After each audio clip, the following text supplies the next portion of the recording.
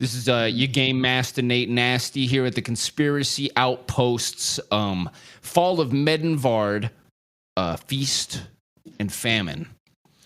Our not at all D&D podcast that where we play not D&D together. And now we're going to introduce your cast of colorful characters here, starting with whoever the fuck wants to start. I'm Digger Scottatch. I'm a big fan of coin, big fan of women and wine. The whole bar scene type of thing. But I'm not really a big fan of, I'd rather have an ale than drink the Kool-Aid. I'm not really a big fan of the whole church thing. Let's follow that. That's kind of me. That's kind of the part that I do. My name's John Gilmore, and I'm getting over some really crippling anxiety as I feel I've found my new home with the Mercenaries College. I'm Wilton Bonecrag, and I just really like killing motherfuckers, and that's all I want to do. Man, I love killing.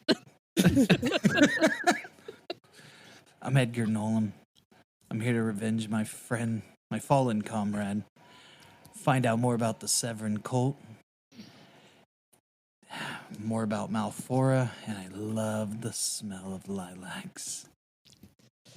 Okay, well, and this is the Dice Roll edition of The Office. All right, so you guys in the last episode, you guys had major journey from Miser's Mercenary College on Miser's Peak, of course, headed south into the swamp, slaughtered a one-armed duelist who, to your credit, attacked you first, and thank you. Found yourself being followed by somebody in the swamp, and eventually made your way to the center of the swamp where the Trewarai village is. You're now standing on the floating island of the Trewarai village, where there are growing various foreign fruits and vegetables. There's a large moat on the outside where you saw some children swimming the day before. The village elder and his guard have both left, and you see that there are still a few spearmen that are walking around like the outside of the village. There are also a few statues on the outsides of the moats, and that's where you are now. It is midday. Let's put it about 3 p.m. And welcome back. So, is there a place a man and his fellows can get a bite to eat around here that doesn't taste like swamp ass? Oh, god damn it. What do you got here for? Is there any? Is there like a some kind of marketplace where we can find something that's more fresh, something a little bit more dry? Yeah, towards the back of the village, you can see that there is a man roasting what appears to be the corpse of an alligator over a large fire. Oh, we got some gumbo. Let's say, Did we get like a mission from the medicine woman? I thought we did. I wasn't entirely sure yet, or whether we talked about it afterwards. What was that? I didn't catch it. Sorry. What were we? Just trying to remember the last week. What were we told by the medicine woman? We're looking for something in the swamp that we have to murder or slaughter, to hunt, kill. Well, that's our mission from our. And we got information from the medicine woman too. Oh, okay. I believe, and I'm just trying to. I can't remember fully. So the information that you got from, I believe, the village elder, was that they refer to the creature as Zumbakta. It's as tall as 2 men with slate gray skin. And when it walks through the swamp, it leaves no trail behind. They believe that it is here to employ revenge against the tribe, but for what, you know not. Okay. I had a question about Skinwalker, dude. We're gonna go. Is that alligator that's being roasted? I know nothing about what the fuck calcium grease is in real life. Like Edgar Nolan, he knows what he's talking about. But me, I'm assuming it's grease enriched with calcium. Yes. Would you be able to get that from a roasted alligator? You'd possibly be able to make it with grease and then dried, crushed up bones. In my opinion, that's how I'd make calcium grease. So, I believe it is in your alchemy notes. It tells you how to make grease. Oh. And it So also is the calcium part just added then? So yeah, you just add it together. You what you would do is like you would get calcium, you would extract it using acid and bones to get like just pure calcium. And or you could find if you wanted to like excavate, you could find like calcium in the ground, like mineral calcium. And then you basically grind it down into a powder. I'm so dumb. I did not see. I seen grease, but I didn't see calcium. It's literally fucking 2 down from it. Edgar wants to be an alchemist, but he doesn't want to put the work in. You know what? Well, there's a big difference between Edgar and Joseph. Joseph, so we're all punting Solomon Grundy in the swamp. Yeah. What we're referring to here, by the way, listeners, is the complicated alchemy mini booklet PDF document that I sent to Edgar Nolan. Is it of course by that of game? The one page that I can't seem to cross through? No, okay. Hey, it might be 3. It's 3 pages. Okay, I'm doing well. Okay, I wasn't sure. Longer than a book there's ever one read. page. Anyways, answering to Daigle, we go, yeah, some food does sound pretty good, and that alligator smells amazing, but don't you think we should be hunting what we were sent here to hunt? Can't hunt on an empty stomach, John. We need our energy and our strength. I need prep time. The first priority, we're gonna hunt for. And what about second breakfast? What about second breakfast? Exactly. I like the way Bone Crag thinks. What about first? We need to hunt for food first, and then second 3 in the that afternoon, creature. so it's probably like past breakfast time. It's like well past lunch time too. It's almost getting time for feasting. Let's go kill this beast and be back by dinner, you guys. I guess we could eat first. You guys, I believe this same morning you guys ate a bunch of frogs before you ran to the village. Oh yeah. We were frog. It's still the same day. Yeah. Yeah. Okay. Frog dicks. Also, we don't need to eat. Then. Let's get the fuck out of here. Can I do the excavating you were talking about? Is that possible to do that? Oh sure. Go ahead and do roll a d20 for do your mineral check. What kind of knowledge minerals? Dungeon daddy. What kind of swampland are we in? Are we like in like we can get on like a +1? I know they don't have one, but like those fan boats, like are we in that deep of a swamp, or are we just like shallow swamp, like ankle deep? You will find as you explore the swamp that there are many different types of areas in the swamp. There are several different swamp districts, and you'll find out unique things about each one. Okay, cool. So this area here, the center of the swamp is quite wet. They have like this huge moat right here, and there are some rocky areas. And Edgar, you do notice that there appears to be a stone tailings pile. It's a little overgrown with moss. It looks like probably some of what the village had to dig through in order to make this large moat in their town, and it's very old. But as you uncover the moss, you do find that there is some nuggets of calcium amongst the stones. Do I have to do anything to that to make it, or is it good? Yeah, you'll have to when you have downtime, you'll just have to prepare it so you can like make it into a pure. You'll have to refine it. How many stones of this is there? Is it stone based? Yeah, just plenty. Let's say just grab a few pounds. It's all going to be real loose. Don't worry about things being like super specific. It'll be specific for the recipes, but when it comes to like gathering materials, there's just I just didn't know because I got the 3 alcohol and then I got the calcium. I was just trying to see how much of this shit I can make. So I didn't know. Gotcha. I don't know if you remember, but did I do a search for desmotivines when I got here? Oh, you did, and you didn't find any. Okay, good.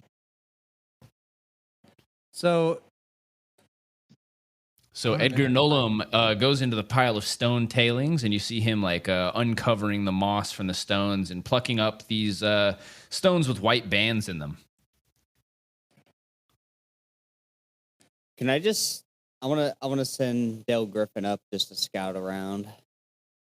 Nothing in general, just to take a gander around us. I mean, you could probably try to find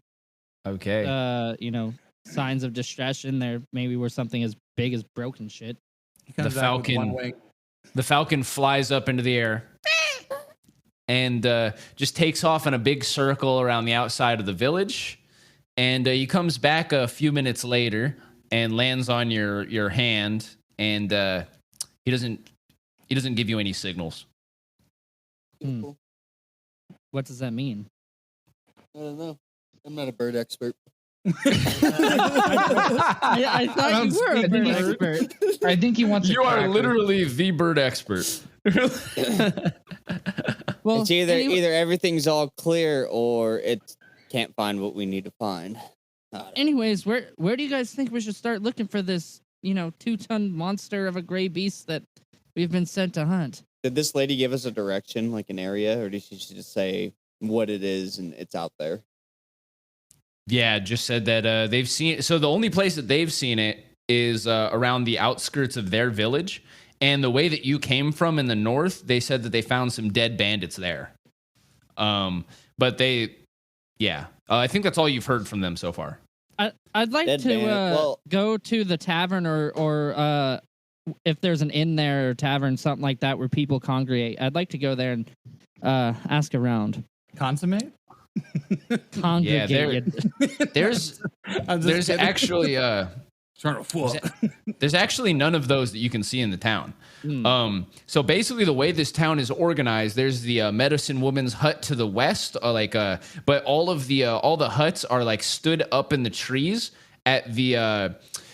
Imagine this: there's an island, and it's skirted by like 12 to 15 trees, and each one of those trees has a hut up inside of it, and the roots are holding the edges of the island together. And then there's a moat on the outside with like a mangrove in it. And that's like this whole village. And then the center island has a bunch of plants that they grow for food. And then on the outside of the moat, there are like several statues, and it's kind of like flattened ground so that it's like got defensible terrain there. And that's the whole village. That's all you can see. Okay, So you're telling me these I guess dry, we should go north and town? check out what happened to those bandits, right? Asking you guys. I'm not here with. Um, I'm digging well, Kelsey. I mean, I don't think you're too didn't we far come away in from from the us. north? Oh, probably not. I don't know. We came You in guys from did. that way. You think the beast is still there? If Something we was walk through with following no. us. Oh yeah, that is true. The, I forgot the about only that. clue we have is the dead bandits. Unless it's the bandit we killed, which is only one of them, then no, they said plural. So if there's only dead bandits, and we might be able to track something from there. Yeah, I guess we probably should have asked him more questions before we went and murdered him. I don't remember the questions we asked last week is the problem. We Well, didn't ask let's the go to the bandit bandits. anything. Then. Actually, Are you down for and that, Daigle? You gonna check out the one second. bandits? Did I get any experience for murdering that one-armed man? Don't worry about it. I mean, you did burn yourself in. So. I don't know how experienced that is. Retrace our steps and try to find, some corpses, some if that two man of a tall of a creature hasn't already consumed them. I can't believe I'm saying it, but yeah, I agree with Daigle. Can I go talk to the alligator guy and ask him if he has any grease? Because this thing's gonna bug me. I mean, if you're going to get grease, might as well ask him if he knows anything about this, anyways. Yeah. Okay. So you go to the alligator guy. So you walk up to him and you see the guy is kind of like he's like nodding his head, and you can hear that there's actually a little bit of music over in this area, and it seems that somebody's playing an instrument, a flute, up in the trees, and he's just kind of like nodding his head while he's roasting the alligator, and he's kind of hot from the flame, he's sweating, and he's like turning the alligator slowly on the spit, and he sees you walking up and he says, what's up, man? Cool. What's up, bruh?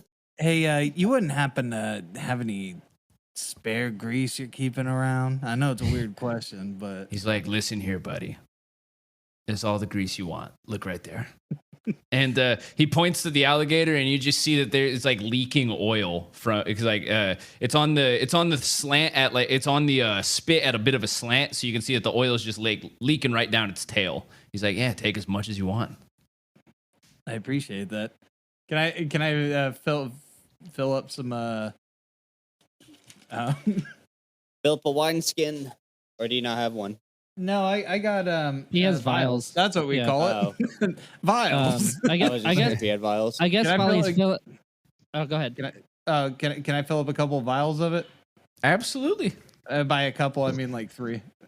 Okay. Yep. While he's doing that, I want to step up to the guy cooking and ask, what do you know about the big gray monster that's been around here, tearing up stuff and possibly killing a group of bandits that I heard about?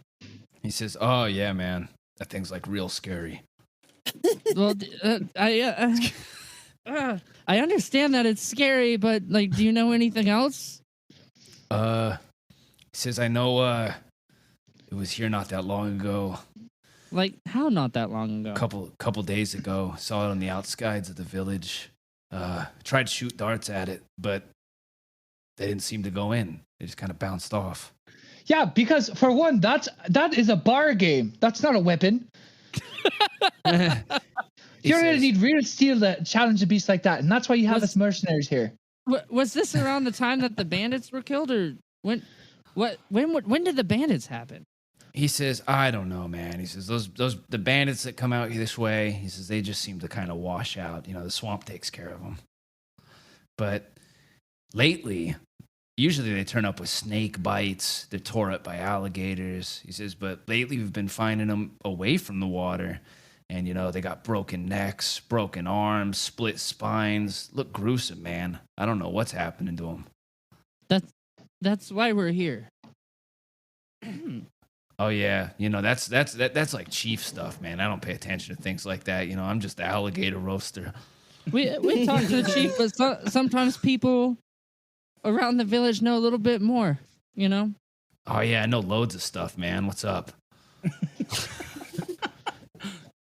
Let me ask.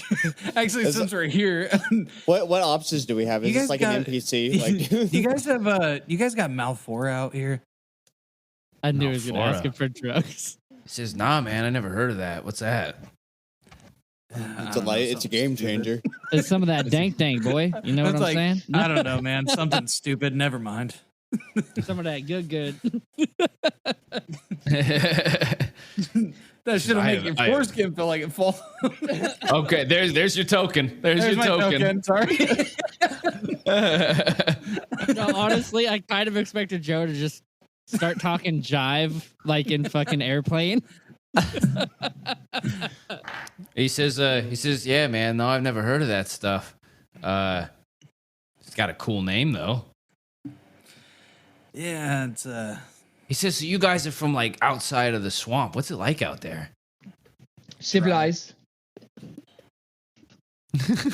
It could be cruel at times, but you find many great things and many things that make you feel not so great, I guess. There's comfort. There's warmth. There's actually strong housing. There's plumbing. There's what else is there? Just you know, normal civilization stuff.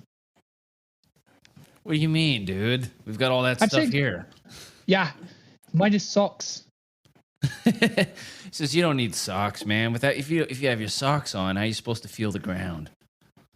The outside. You're not supposed to. There's not a sense of, you guys let's just say where we're from, there's not a sense of community. Wow, man, that's like really sad. You want some alligator? Sure. We'd love some. Let's eat some alligator with this guy. Yeah. He cuts off some alligator and he pulls out like this little clay pot and he pulls a cork off of it and he pours this red sauce over your guys' alligator and he says, "You know, enjoy that, man. I really hope you take down that scary creature and don't end up a mangled corpse like those other guys." There it is. Thanks, There's bro. the foreshadowing. You're trying to murder. I take a bite. I take a bite in front of this guy. Is this shit fucking delicious or what? It's delicious. It's spicy too. Oh, I take a bite. I take a bite and I'm just sweating. I take a bite. You know, you're wondering about the outside world. You should take this out there. I think whether it's alligator, deer, or fucking raccoon, I don't care. A tear goes down my eye. You can probably do some great things out there. Just be wary. So, man. Just be wary of those who try to pull one over on you because it's not all fucking smiles and rainbows. There's a lot of people out there who are gonna try to get you. He leans in close and he says, "Man, I could never go out there by myself, man. I mean, I heard it's real dangerous." It is. Not if Why you're do you sticking think with us. Tell you what. Why do you How about think I this? travel with this mangy lot? Tell you this. How about we could go out there with you? We could lead you in there. We could be your protection. As long as you could be our guide. If you could guide us through the swamp and maybe track down this creature that doesn't leave a footprint, we'll help you get your recipe out there. We'll help you create a stall up there in the main town where you can make loads of money. Bring it back here. Feed your family. Maybe you could buy socks. Maybe you can buy a dry platform. Maybe something civilized. Maybe have plumbing. We'll bring that to you. He says, "Man, I like a lot of what you're saying, but there's like some coded hatred in there too." This guy speaks a lot of. Roll a persuasion for him, because that's not a deception. It sounds like you're being honest. Yeah. Full-heartedly. He's gonna get a 2. Nice. Of course, fucking Daigle rolls great on the talking. Do you have any bonus to that? Oh, I have a charisma. I don't know if charisma is going to work for it. Yeah, you just Well, add that your is- charisma. yeah. Oh, 14. A +1. Oh wait, Yeah, Do you have 14. Yeah. Do you have 14 charisma? Oh yeah, 14. Yeah, No, altogether. Yeah. He Yeah, the says, "Man, that sounds like a hell of an opportunity. Honestly, it gets a little boring around here." Why bit? He says, "I'll tell you what, man. You guys you want me to go out there into that swamp with you?" It's worth it. When we come out on the other side, you're gonna be a rich man. And guess what? If you think this place smells great, wait until you smell a flower. I'd like to pull. He points over to the garden. He's like, "Dude, there's literally flowers right there." But they smell like swamp ass. Wait until you smell a rose. I pull Daigle to the side out of earshot, and I'm like, dude, this guy's like, yes, we should get him out of here, but like, what if we get him killed? Like, this is a dangerous thing. He could just give us information. And That's what I was gonna say, dude. Daigle. Listen, I walk listen. up, I'm like, You're not- Daigle's trying to get cannon fodder. John. He is a hunter. He caught this big croc that we're enjoying now with this crazy red spicy don't fire know sauce. that. He He didn't just say he throw was there. a hunter. He said he was a croc cooker. Yeah. Somebody Guess could have what? gave him the croc to cook. Maybe he's a hunter. Wait a and we minute, don't it's know an it. alligator. Or maybe What he's am a I- croc cooker, alligator cooker, and maybe he's guys- a crock of shit. We don't know this, but he knows the swamp like the back of his hand. I He can can tell you hear that. us. Yeah, he leans into your guys' little huddle and he says, "Are you guys talking about me?" Yes, about Right how great here, you man. are. You're a fantastic cook. You're a terrific human being. You're definitely the most chillest man I've ever met in my life. Your I'm a composure trapper, so too. still. A trapper too. You look like a trapper. You look like you have your wits about you. Now would You you look like a mind trapper. if I could know employ how you? this food compares to misers. I don't mean. Oh, better. You don't- This is better. Much better. Yeah. I Okay, picture Miser's so I giving wanna us just- the I just wanna slop look like at him. fucking- I want to look and be like, we could use you up at where we come from, up at Miser's College. I don't know if you've heard about it, but the food up there, not what you just gave us here. This is just alligator. So we'll bring you with us, but we have a job to do. If you can And I'll help break- us with that job, it'd be great. But just know it is dangerous. I'd break change with you. I don't know what the currency is around here. It's probably alligator or vines or something of the sort. But I'll give you real money. Something you can't spend in a place like this. Something you could buy some comfort with. John, you're already fucking A. Daigle, you're already in debt. Yeah, 1 silver bar. What's Yeah. He says, "Man, that sounds crazy." We'll split the wage with you. He's like, I know the chief keeps silver around here to make trade with the outside folks, and it gets us some pretty interesting things we can't find here in the swamp. He said, I'd love to see it. I'd love to see what it's like outside this place. I think I'd like to go with you, but do you think you could keep me safe? We can keep you safe. We're fighters. You just need to track this beast down. You could stay in the back. He said, that is one thing I heard, though. This thing doesn't even leave tracks. I don't know how I could track such a thing. Well, do you know its diet? It likes people. You could track people. We'll find it. And you're people, so we can use you. Oh my god. Is that if a you could token, track- or did you say that? I'll token it. Okay, God token. damn, Wilton. If we can go out there, wander the swamplands At least the grounds that you know well. If we can find human footprints, we can follow those footprints, and maybe we'll find its next meal. At the very least, if you can keep us out of game trails that'll fuck us up on our way, that's doing something. Yeah, I could try to help. Okay. He says, okay, that's what we'll do then, right? Like, I'll help you guys best I can avoid some danger, and you guys I'm gonna try say to this keep me now. safe. You're just a civilian. You haven't been trained. If shit goes south, just leave. He says, I always keep that thing on me. And he pulls up his shirt, and you can see he's got a blowgun and some darts on his belt. Oh, so not a Glock? No. He says, let me just grab my things real quick. Here. He said, I'm gonna finish up roasting this gator. I'm gonna go grab my things, and I'll be down here in like 15 minutes, man.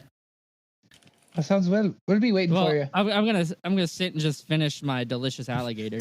He climbs up the tree like a monkey, just like grabs the vines and fucking goes so fast up the tree, and like he starts like you hear him rustling around inside of his hut. The fuck are these people? They jump in the water, they climb up the trees. You guys, this is very well. The water thing is very Atlantis. I elbow Dag on it like, holy shit, maybe he has a fucking shot as a rogue. Yeah. No, it's not fair. He has a third tail. He has a tail. He's a third leg. You really just don't like these swamp people, do you? You're the one calling them swamp people. I'm calling them people. They're people that live in a swamp. You're the one saying bad things about them. No, I'm saying bad things about their habits. Everyone has bad habits. Some of us. You're generalizing, though. Other people like to sleep in oozy, green, filthy areas that smell bad. Can I prep these things for the oil of fire or stuff?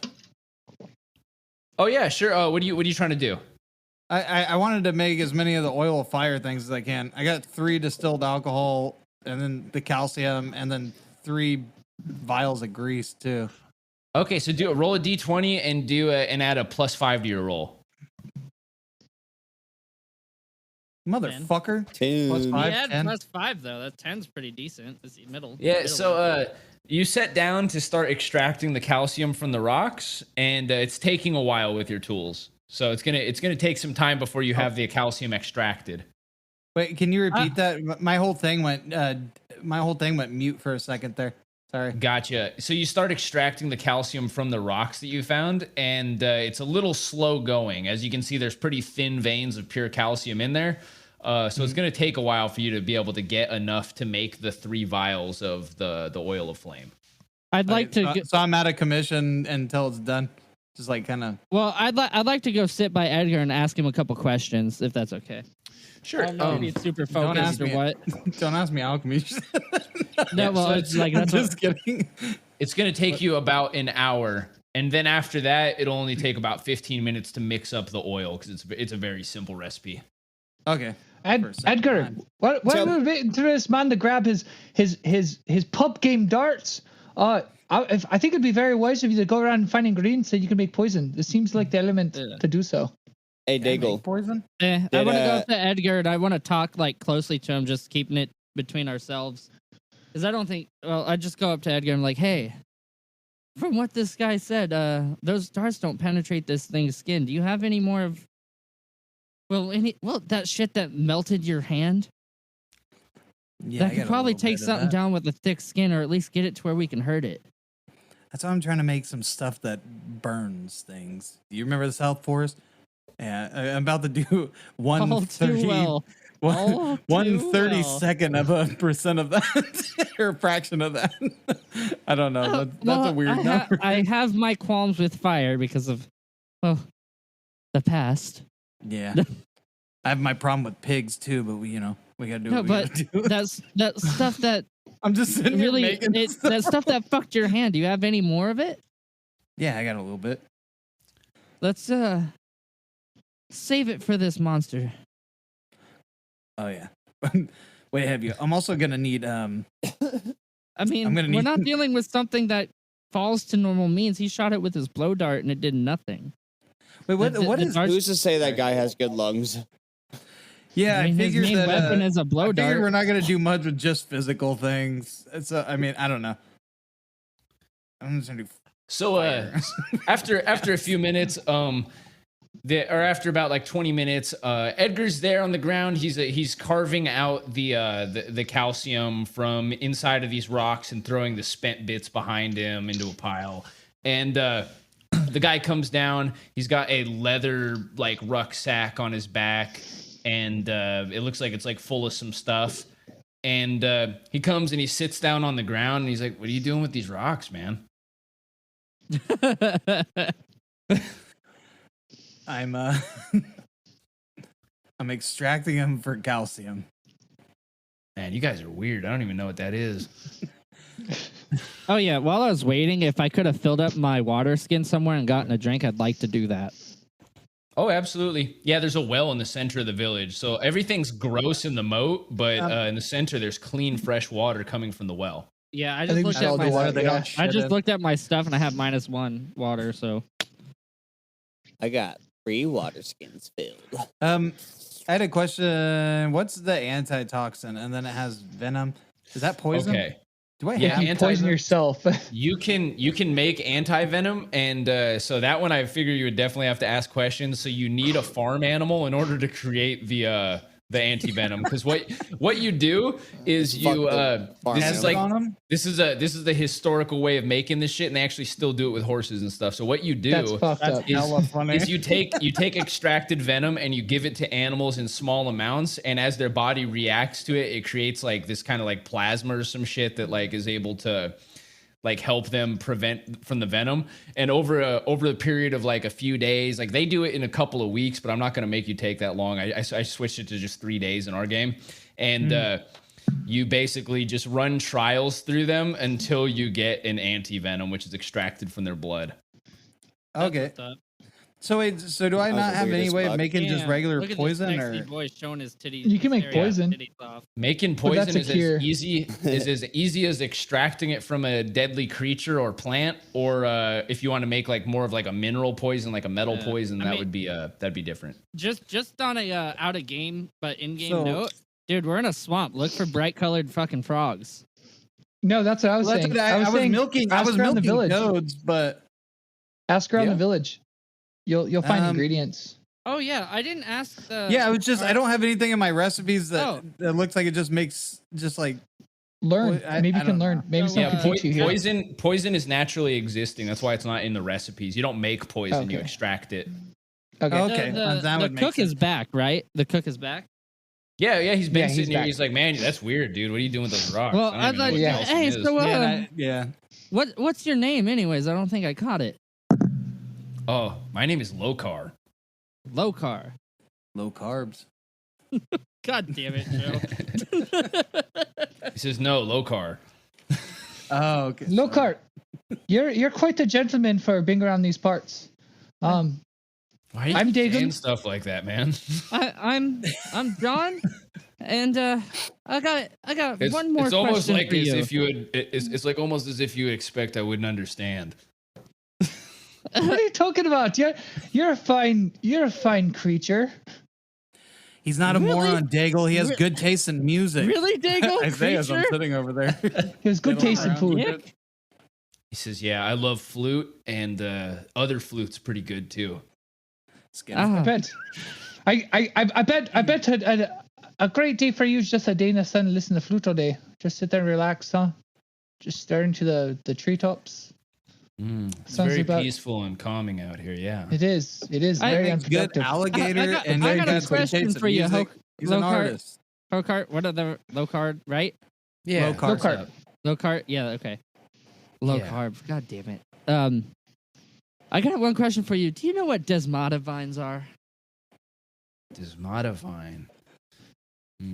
What does it look Yeah. like? Well, they're long, dark vines with needles, thinly forked leaves, and they twist around. Shit like that. Like, I've been asked to gather some. We call those gozon. Goes on. He says, very, very dangerous part of the swamp those grow in, down in the south. Huh. Well, He says, at least that's what I've heard. I've never been there myself, but I have a theory. What if we go down to the south? What if we can find that creature down in the south? If no one ventures in the south because of these vines, where did the creature hide out in there? Surely if he's exposed that sounds to like everyone. it could be a good idea, and I need to collect these anyways. So That's a 2-for-1. Yeah, it's a twofer. It is a twofer. Let's kill 2 alligators with 1 blow dart, shall we? yep. And he says, yeah, you guys. I mean, he said, I'll go with you, but I'm not touching any of those vines. We're not supposed to touch those. You take as many as you want. What's so dangerous about them? Like, I was just told to get them. He says, it's just like just something I've been told since I was a kid. The Treware are not meant to touch the Desmada. Let me tell you, John. It says somewhere in a silly book somewhere that they're not supposed to touch it or bring bad luck or damnation, something of that sort. How about you just sure stick your mouth there's a shut and reason just you go ahead shouldn't and touch these. How about you touch them with your bare hands and we'll find out. Edgar's the expert here. I might be able to. I've been infused with quite a lot of things, but I'd rather not fucking risk it. The elders say they're not for us. They're meant for a different tribe. One that's no longer here. Probably because they keep touching the vines. What if this monster is an old being from this tribe? Seems to reason that could be why we shouldn't fuck with it. Revenge. What did their tribe do to that tribe? I'm saying while I'm tinkering away. I mean, if this stuff is so volatile, like, maybe it's good enough to where if we go against the pigman again, it might help. I don't know what it's for, but I need to get some. Let's tip the balance of Mother Nature. Let's test it, and let's grab ourselves some vines and Landor. I'm sorry, I didn't catch your name. Lockhart. He says, "Oh, I don't know your name either, actually." My name is Daigle. If I have to say it again, we're not friends. All right, Lockhart. Let's travel south. You lead the way. Keep us away from crocodiles or alligators, mosquitoes, snakes, diarrhea, and any of the other things that the swamp will throw at us. Did you just say diarrhea? I said snakes, John. Snakes. He did say snakes. He says, I'll help you avoid the pitfalls of the swamp, but I'm definitely not leading the way. Well, that's okay. That's what Bone Crag's here for. He's an iron wall. That Bone Crag killed more men than any of us. That's true. That's true. That's scary. This man could take a sucker punch to the face and still get up and say thank and talk you. about you and say thank you. He's also a gentleman too. Me and Dale Griffin will lead the pack. Oh yeah, you should have Dale Griffin fly to the south. More. Yeah, do a loop on the south. See if he finds anywhere that's infested with black vines. Well, there's a lot of trees here. Oh, I could. Or dark vines. Dark vines. Dark vines. See if there's any place that looks like it's really like it has a lot of dark foliage. Or vines. You're safe under our care. He says, all right, sweet, man. You guys will definitely be at least a little safer with me. But, yeah, I'm going to stay in the middle. He says, so you guys want to go to the South Swamp to find the forbidden vines. He's like, let's do it, man. This is going to be my first time heading out of the village since all this shit started kicking up. I think Daigle and I should take either side of him in the group. Every man should have their own pilgrimage. This is yours. I need to be I need to be. I was gonna say, honestly, Wilton would be the best in the back because he's ranged. I'm more mid range, and you guys are more close up, aren't you? I'm very close range, but I don't have. I feel like mine's all. But it's like, dude, the long range should be up. Long range should be in the lead so that they can look ahead. He's a scouter. Yeah, but I mean, also I guess, but in combat, he needs to be in the back. Yeah, Bone Crag is tanky, though. I'm pretty sure. Bone Crag also has good strength and stuff. Bone Crag should be in the lead because he's a scout. You could just say it. Mike, you can just say I'm a badass. It's okay. Bone Crag is a badass. I mean, I already did. Game, I hope you fucking die in game. Don't say that. Don't say that. No. I want Bone Crag to live. I want all of you guys to live. All right, guys. I don't want to decide your formation. All right. Okay. Well, I'm gonna go. I'll go ahead so and take the rear ahead. then. I'll take second. Okay. And I'll take behind low carb. Can I have my my bird just actively like scout and search for some vines for Mike? No, you can't, because you can only do one thing I'm with gonna the laugh scout, if and Will that's tell dies you if because there's he was people in ahead. front. Oh, okay. Oh, Yeah, Can I it says teach it my says it bird on the to, like- technique. Oh, okay. Okay. Well, I don't have the page up, so you know. well, I'm I teaching asked. it. I just can't do that. Before we so. embark on anything, Mr. Dungeon Daddy, am I done distilling this? Has it been? We haven't been You guys there. have been sitting there talking for a while, and you've gone ahead. You've extracted the calcium from enough stones to make 3 servings of mineral calcium, which you can use for your recipe. And after that, use your mortar and pestle to grind it down and add it to the grease and use the alcohol. And now you have 3 vials of oil of flame. 3 vials of oil of flame. Oh, you're making napalm over here? I'm over here trying to make fire because I'm trying. That's what I was telling John because John asked me. I mean, fire. He said it doesn't seem like the blow darts work, and I said, "Yeah, I'm trying to create a 1/32 of a fraction of what we did in the South Forest." Where he found that's not an specific accurate number. ingredients. That's not an accurate number at all. I just made that up. Oh, Well, Do not quote me on that math. Do not quote me on that. Oh, math actually- at all. Joe, you actually have to roll another check. So go ahead and roll a d20, and you get +5. come on. Show me the money. Show me 15. Shit. You fuck. Ooh. All right, now roll it twice more. Good, get those shitty rolls out of the way before we get in the swamp. For each thing. Oh no. You're rolling a d12. You're Oh, rolling a 12. those are all d12s. Oh, your original roll- 5 was a d12. Oh my god. Okay, roll. Okay. Oh my god, dude! I've been rolling d12s this entire time. You have been. I am Those sorry. are good rolls. Those are good rolls. Just Wow. There you go. That's a great roll. Okay. Do I'm 2 sorry, more. guys. It's been You're a good. long You're fine. fucking day. You're Oh, okay, you're baby. I didn't even notice that. I was like, damn, Those you are all good rolls. You rolled a Yeah, double. okay. You got a Yeah. 16, okay. a He needed 15, that. and a. Okay. So and a there you go. fucking 14. So you make 3 perfect vials of oil of flame. that's No mishaps, luckily, and you know this can be a somewhat dangerous process, even though it's a simple mechanical thing you're doing. Okay. So yeah, you've got those. What you see is like you basically have this greasy pink substance with flecks of white in it. It looks kind of gross, but you know that you know that these are ready to fucking burn. Hell yeah. Yeah, and you have I look at it and I just shake my head. Like nodding my head. Go, hell yeah. Oh, you made some vials of cum, I see. Before we took off, can I go in search of different poisons? it's gonna take time. It's gonna be nightfall by the time. Okay, you're- never mind. Yeah, we might as well just hit the old. Why don't you dust search for trail, poisons fellas. on our trail? Okay. Yeah, well, we're going to then I look for will. desmata vines, and I don't know what they do, but they might be poisonous. Maybe you can harvest some too.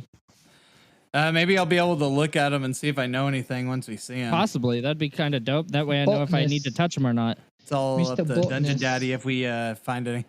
All right. Well, I'm ready to journey when you fellas are. We're going to the south. Yes. Let's go. Huzzah! South. And we're off. Excellent. So you guys begin heading southward through the swamp, and you can see that your friend Lokar is helping you to avoid like some of the bad areas as you're walking through, which makes your way moving through the swamp actually a lot faster. You're running into a lot less like holes in the ground. He knows where there are areas that are more saturated and where to stay out, so you're not trudging through muck. Everybody, whoever's got perception, go ahead and roll perception rolls. And Oh, I got a plus. I think Hold I on. do. Perception. 1 second. Let me check real quick Is that because I'm pretty do I sure. roll a D20? I think Bonecrag a D20. has the best perception. plus your perception bonuses. 8 plus 4. 12. Okay. Shoot. Anybody else got perception they'd like to roll? I think I I mean, I see don't that I have have- perception, but I got high intelligence and wisdom. Nope. Okay. You are eyeless for the purposes of this roll. Eyeless. Well. Billie Eilish. Okay. So as you guys head into the southern swamp, here the swamp is it gets progressively less and less moist. In fact, parts of the land has started to dry up and crack. You see that there are some thin creeks of water, and you can see that there are young swamp carp swimming and hiding beneath the floating leaves as they sense your presence. Despite being drier, there are still thick vines that weave between the trees and enormous webs that bind together the branches high above the ground. You also see large fragments of stone now in the landscape and fewer trees between them. Some of them are stacked together and quite large, with patches of living and dying moss upon them.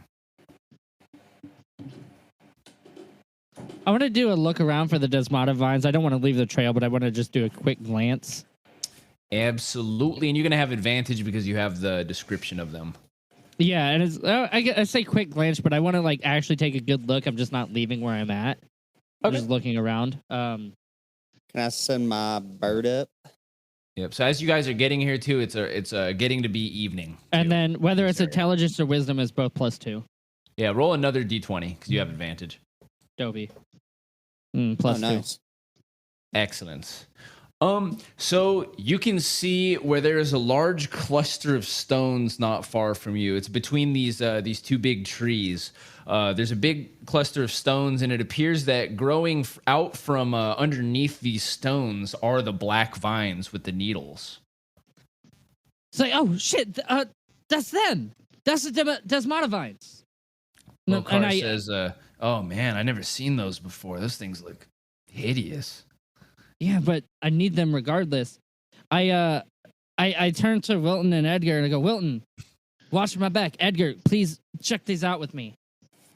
All right, and I just nod my head and I go with John to go check them out. And we walk over. All right, there you are. You're in front of the vines. You can see that they are snaking their way out from underneath the large stones, and you can see that these stones are big and thick, and they appear to be carved. Can I see what's carved on them? What? I'd like. Can I see what's carved on them, or are they covered with the vines? Oh, you can see there. So there isn't anything like artistically carved into them. It's just that there are flat sides, and they're a little indents. It looks like they may have been used for construction.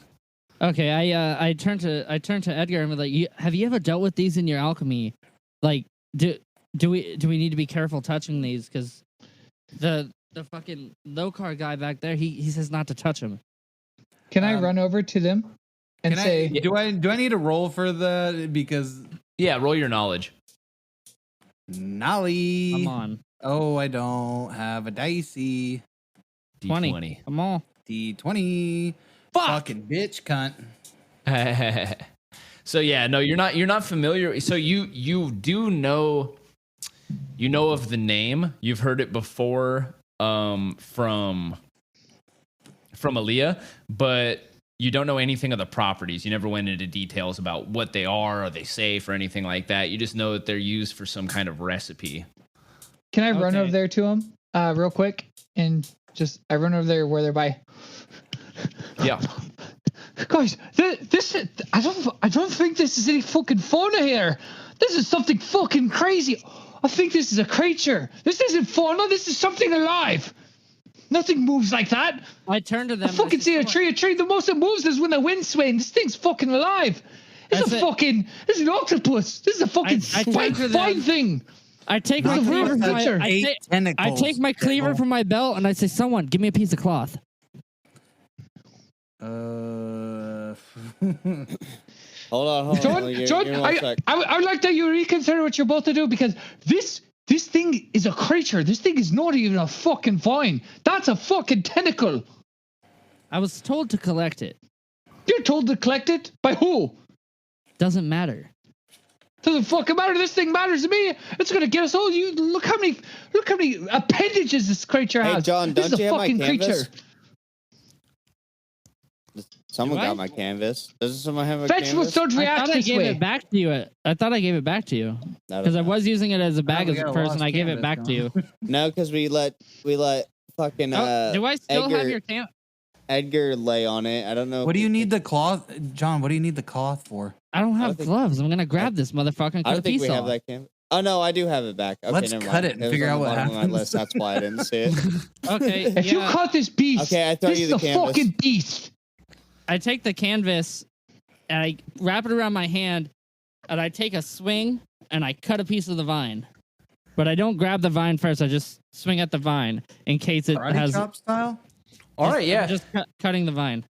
So you hack into the vine with your butcher's knife you've carried since your days in Gilmore's Keep, and it hacks through, hits the stone with a little chung, and the vine falls off. A black liquid begins to pour out from inside of the remaining vine. The other one falls to the ground, and it starts to slowly curl up.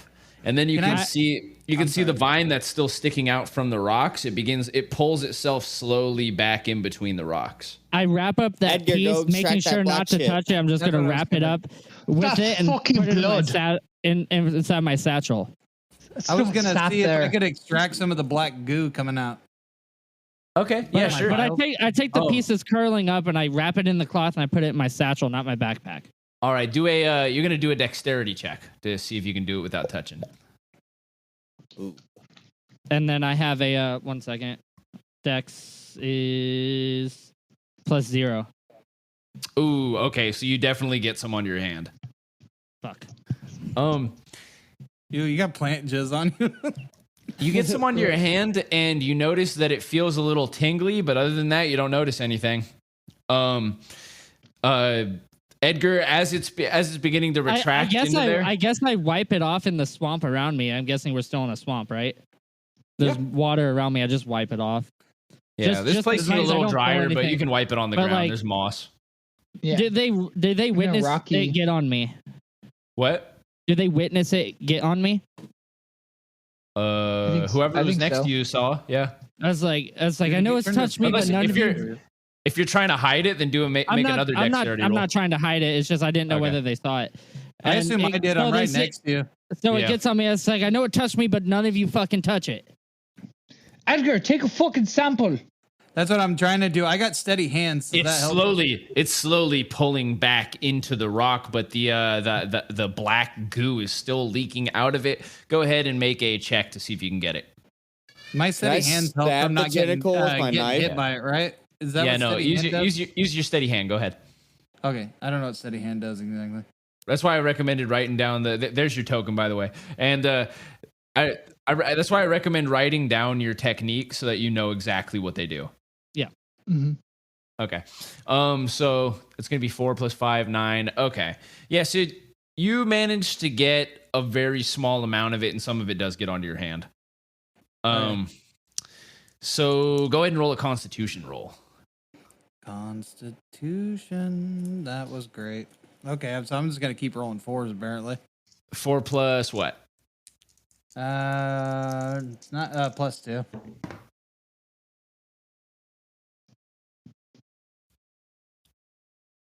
Okay. Yeah. So you feel a little bit of your hand begins to feel a little warm, a little fuzzy, and yeah, that's about the extent of it for now. For now. For now. I So did look I over and got I some go, in a vial then? Edgar, I told you not to get it on you. Should have listened to Daigle. Yeah, you have a Told you not small to cut it. you have a small sample of this. So basically, like the very bottom of your vial has like a little bit in there. Anyways, Like a since drop it or didn't, since I Yeah. felt nothing What was doing the it, thing? What was the if plant there's any called more again? vines showing, I want to cut more off and add it to my Desmata. satchel. Desmata vines, yeah. If I can, if it's not already creeped away, I was wanting What'd to you wanna grab do? another vine. If it's not creeped away yet, I was gonna try to grab another vine and add it to what I have. Yeah. So none of the other vines have like retreated between the rocks. Okay, I want to try to the, get a bigger piece this time and put it in my satchel. All right, it looks like there's a good like 3 foot length of vine you'd be able to get. Yeah, I'm gonna wait. I'm gonna cut it again. Wait for it to curl a little bit so it's not completely dripping bad, and try to wrap it up in the same amount of cloth. Just pick it up sort of like a shit in a doggy bag. Same way. Yeah. Try not to touch it, but still, like, I'm not as worried this time because it's already been on me. Okay, cool. Yeah, just go ahead and roll again for it for Dex. And it's +0. Okay, yeah. So having done it before, you're a lot more deft this time, and you managed to just kind of like swirl it up, swaddle it into the cloth, if you will, Cool. without any trouble. All right, so you guys are so here you guys are. You guys are here in the southern section of the swamp. You've just gotten a few pieces of the Desmata vine, and you're standing near these big stones, and you can see that these stones are kind of like scattered throughout this area. And yeah, there you are. Now finally putting the what I feel should be the last of my collection into my bag. I look at the stones and go, it's a bit weird, isn't it? That you're reckless? Have you ever known stones that grow in right angles? Daigle. I'm not talking to you, Bonecrag, king of recklessness. You're an arch of a man. You're something to watch. No, but just listen. Why are the rocks all square? They're right angles. This ain't natural. Because they're not rocks. They're not fucking like rocks. This is a lively creature. You think a plant bleeds like that? You think that's sap? That's not sap. That's fucking blood. If you ever fucking seen it. Seemed like plant to me. Yeah, definitely. It didn't jump at me when I cut it. Oh, but I don't think we should go much further into that prickly forest because something might. I don't think that's a rock. I'd say we're good. Something is very eerie about this place. Let's get back to there are different tribes here, Daigle. And let's do a search for if there's been any until they cut up a fucking limb of a plant octopus. I'd like to go back to Lokar, suggest it to the others, and suggest looking for any signs of destruction as if a massive monster came through here. Okay. So Lokar says, he says, yeah, man. He's like, I'm down to take a look as long as I don't get anywhere near those vines. He says, luckily, it doesn't look like those vines. There's not a whole lot of them out here. So I've got what I needed. But I'm looking for the monster now. He says, oh, yeah, I almost forgot. That's why we're out here. Ugh. He says, okay. Griffins. Yeah, you thought the vines were bad. You shitting yourself yet? He says, not yet.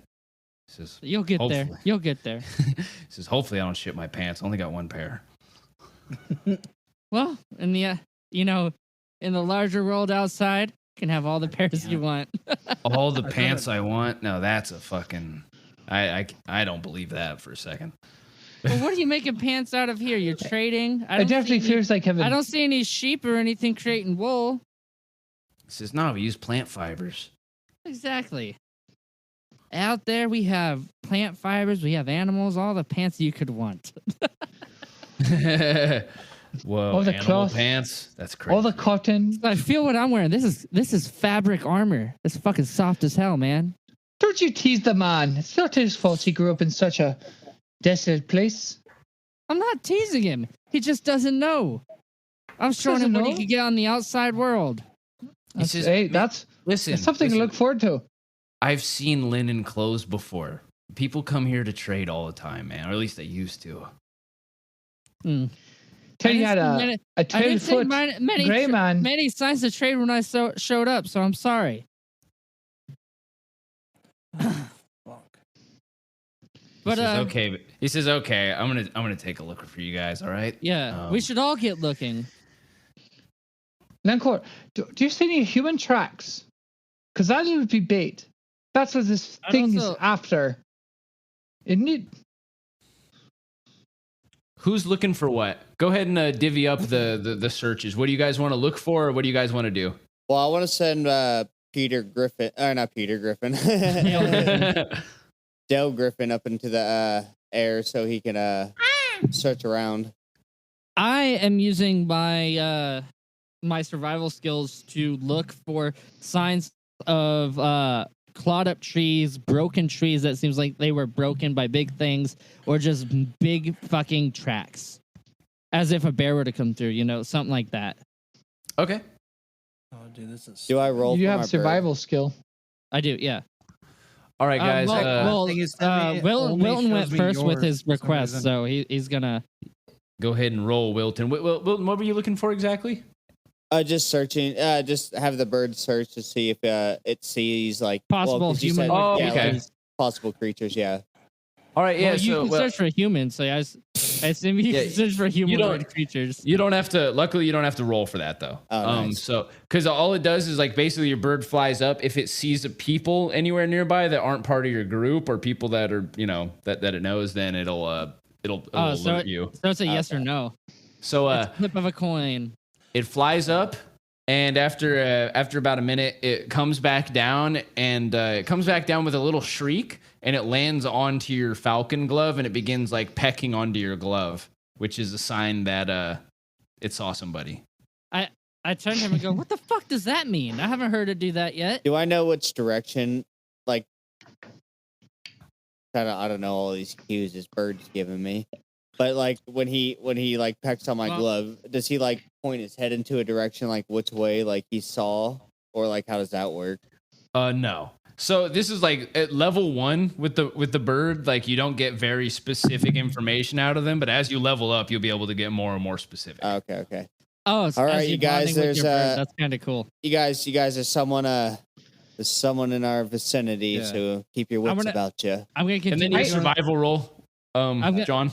Oh yeah, I'm continuing my look. I'm looking for broken stuff and what have you. Yep. +2. Excellent. Okay, so as you're going through the area, you see that there are broken. There appears to be some old, really moss-covered, like broken pots. These are fragments of pottery, and you see inside of. You see that these. Hold on a sec. Sorry. Oh yeah, there's one of them that is pretty intact and still has like its clay lid on the top, and you do see some tracks on the ground. They seem to just be like human bare footprints on the ground that are leading off around the corner of the stones. I could have wasted my token on man bear pig. No, I take a close look at this and be like, it's man prints, but this is way too large to be a person. No, they're regular size. Yeah. Sorry, my cat just stepped on my keyboard. That's okay. You're good. But yeah, you see the pot, and then you find footprints. Okay. I want to look inside the pot, I guess. Okay, so you open the lid of the cautiously, yeah. Of course, it explodes. No, I'm just kidding. You open the lid of the pot, and inside of it is filled with dust and some cobwebs. But you can see that there seems to be at the very bottom of it, there are like these kind of chisel-like devices that you remember. They look very familiar. They look like the device that Hobart had used on you during the scarification process to cut open your scars and place in the unguents. I reach in and pick one of them up and take a closer look at them, thinking to myself, like, no fucking way. This spells way bigger problems. I'm speaking to myself. Like I'm thinking is what I'm doing. I'm thinking about that. Mm-hmm. I take a look closer, seeing if I see blood on the chisels and stuff. No, they appear to be as clean as something dusty could be, but it doesn't look like there's dried blood or anything on them. They look like they were either unused or cleaned before they were stored in the pot. And like I said, there's a bunch of cobwebs and dust, so it looks like this has not been open for a very long time. I place it back gingerly. I turn back to them and I be like, I don't think this has to do with the monster, but if it does, we have a serious problem. You don't think this is connected to the pigmen, do you? This stuff hasn't been touched in a very long time. Yeah, but do you remember it is a similar problem, and I can't go in more into depth than that. They look similar to the same. The pigman had similar scarification that you did, right? You don't know that those were used for scarification. I do. I didn't say Yeah, it but aloud. no, when we were in the thing, you said something about it to Aaliyah. I said that the pigmen had scars like mine, but all you guys see is chisels. I'm sure. I'm not like that's what I'm assuming. Well, then in this case, I would know because I was doing the fucking details with Aaliyah. I'm sure she would have. I guess you did. I could have sworn Aaliyah said something that they were. I thought you asked Aaliyah and she said they were similar. Well, I talked to Aaliyah about my scars. I don't know if you know how I got my scars. Is the thing. No. I'm saying though that it's these up to scars. DM whether you recognize what. Well, no. That's not what I'm saying. I'm just making an assumption from the information that was given because you asked. You said something out loud to Aaliyah and she said that there was something about that it was similar but not the same. Yeah, I was just making an assumption that if it's here. I talked to myself. I was just talking to myself just for DM, just so that I would have. You know why I wanted to look closer, so it's like you guys didn't see me. All you guys we didn't see. All you guys saw me do is pick up a chisel and put it down. Okay, never mind. I'm sorry. If this is what I think it is, we got to. So you guys may have seen him from the side go and open a pot, pick something up, and put it back. Okay, sorry. I thought it was. Yeah, no. I was just like, I needed clarification from DM myself, so I told him. Okay, I forgot you said you're thinking to yourself with the thing. Yeah. My bad. But like, no, as far as like scarification, I'm keeping those secrets to myself. Night is beginning to fall. Secrets don't make friends. We need to start a fire, you guys, before we become engulfed in darkness. Night is beginning to fall. It's becoming dark in the swamp. You begin to hear the sounds of chirping marsh crickets and strange birds off in the distance. What are you doing at this time? That's excellent. I mean, I'm probably sitting with Lokar and trying to cook with him because I was a butcher. Just cook up whatever we have if we are cooking. Yeah. Lokar, can you build a sled for us to sleep on? Can what? I'm not. Can you build us a sled? Can you build a sled for us to sleep on? Are you good at manufacturing one of those in a quick timeline? Because we have 2 tents. Bo Crag over here is a little bit afraid of the spiders. He's a real girl when it comes to spiders. Somebody's getting an scream. He says, "I brought my. I brought a bedroll. I was just gonna a bedroll on the ground. We have tents. Yeah, it's dry right here. We have tents." Bone Crag will scream if he sees a spider in his tent. We should build a sled. I don't know if that's been established, but if you're going off of our personal things, not our characters, that'd be me who'd scream. But John and Bone Crag will scream. No, but we have. If there's no sled to be elevated. He says, you guys are not. He says, you guys are mad, wicked warriors, right? From that Miser's Peak place. You're not scared of spiders. Yeah, one of us is. And I'm telling you right now, that's my team. You're only as strong as your weakest link. And both guys will scream. Up my tent. Yeah, I help fucking Wilton with the tent. He says, I could help you build something. He said, I just wish you would have brought it up earlier. It's already dark. Yeah, I didn't think it would take you so long. Daniel's just shooting his mouth off while we're setting up camp. I thought you're a little bit better of a lead than that. But no worries there. You're to be a rich man. That's fair enough. You can cut me some of your profit whenever you say you get there out there. I got you started, man. Don't forget about it. Well, don't forget about feeding get a little back. Give a little back. That's what it's about. He says, I ain't even got any to give yet, man. What are you talking about? Yours could be real big one day. Am I overhearing this while I'm setting up camp with Wilton? Yes. So I turned around and I was like, you got plenty to give. You got any more of that alligator with that awesome spicy sauce? Oh, you're right about that. Yes, I do. I brought a lot of... Oh, man. Yeah, I got a little bit of gator. I got a lot of sauce. Well, just focus on cooking dinner for us. We'll set up camp. We got two tents. We can all fit in.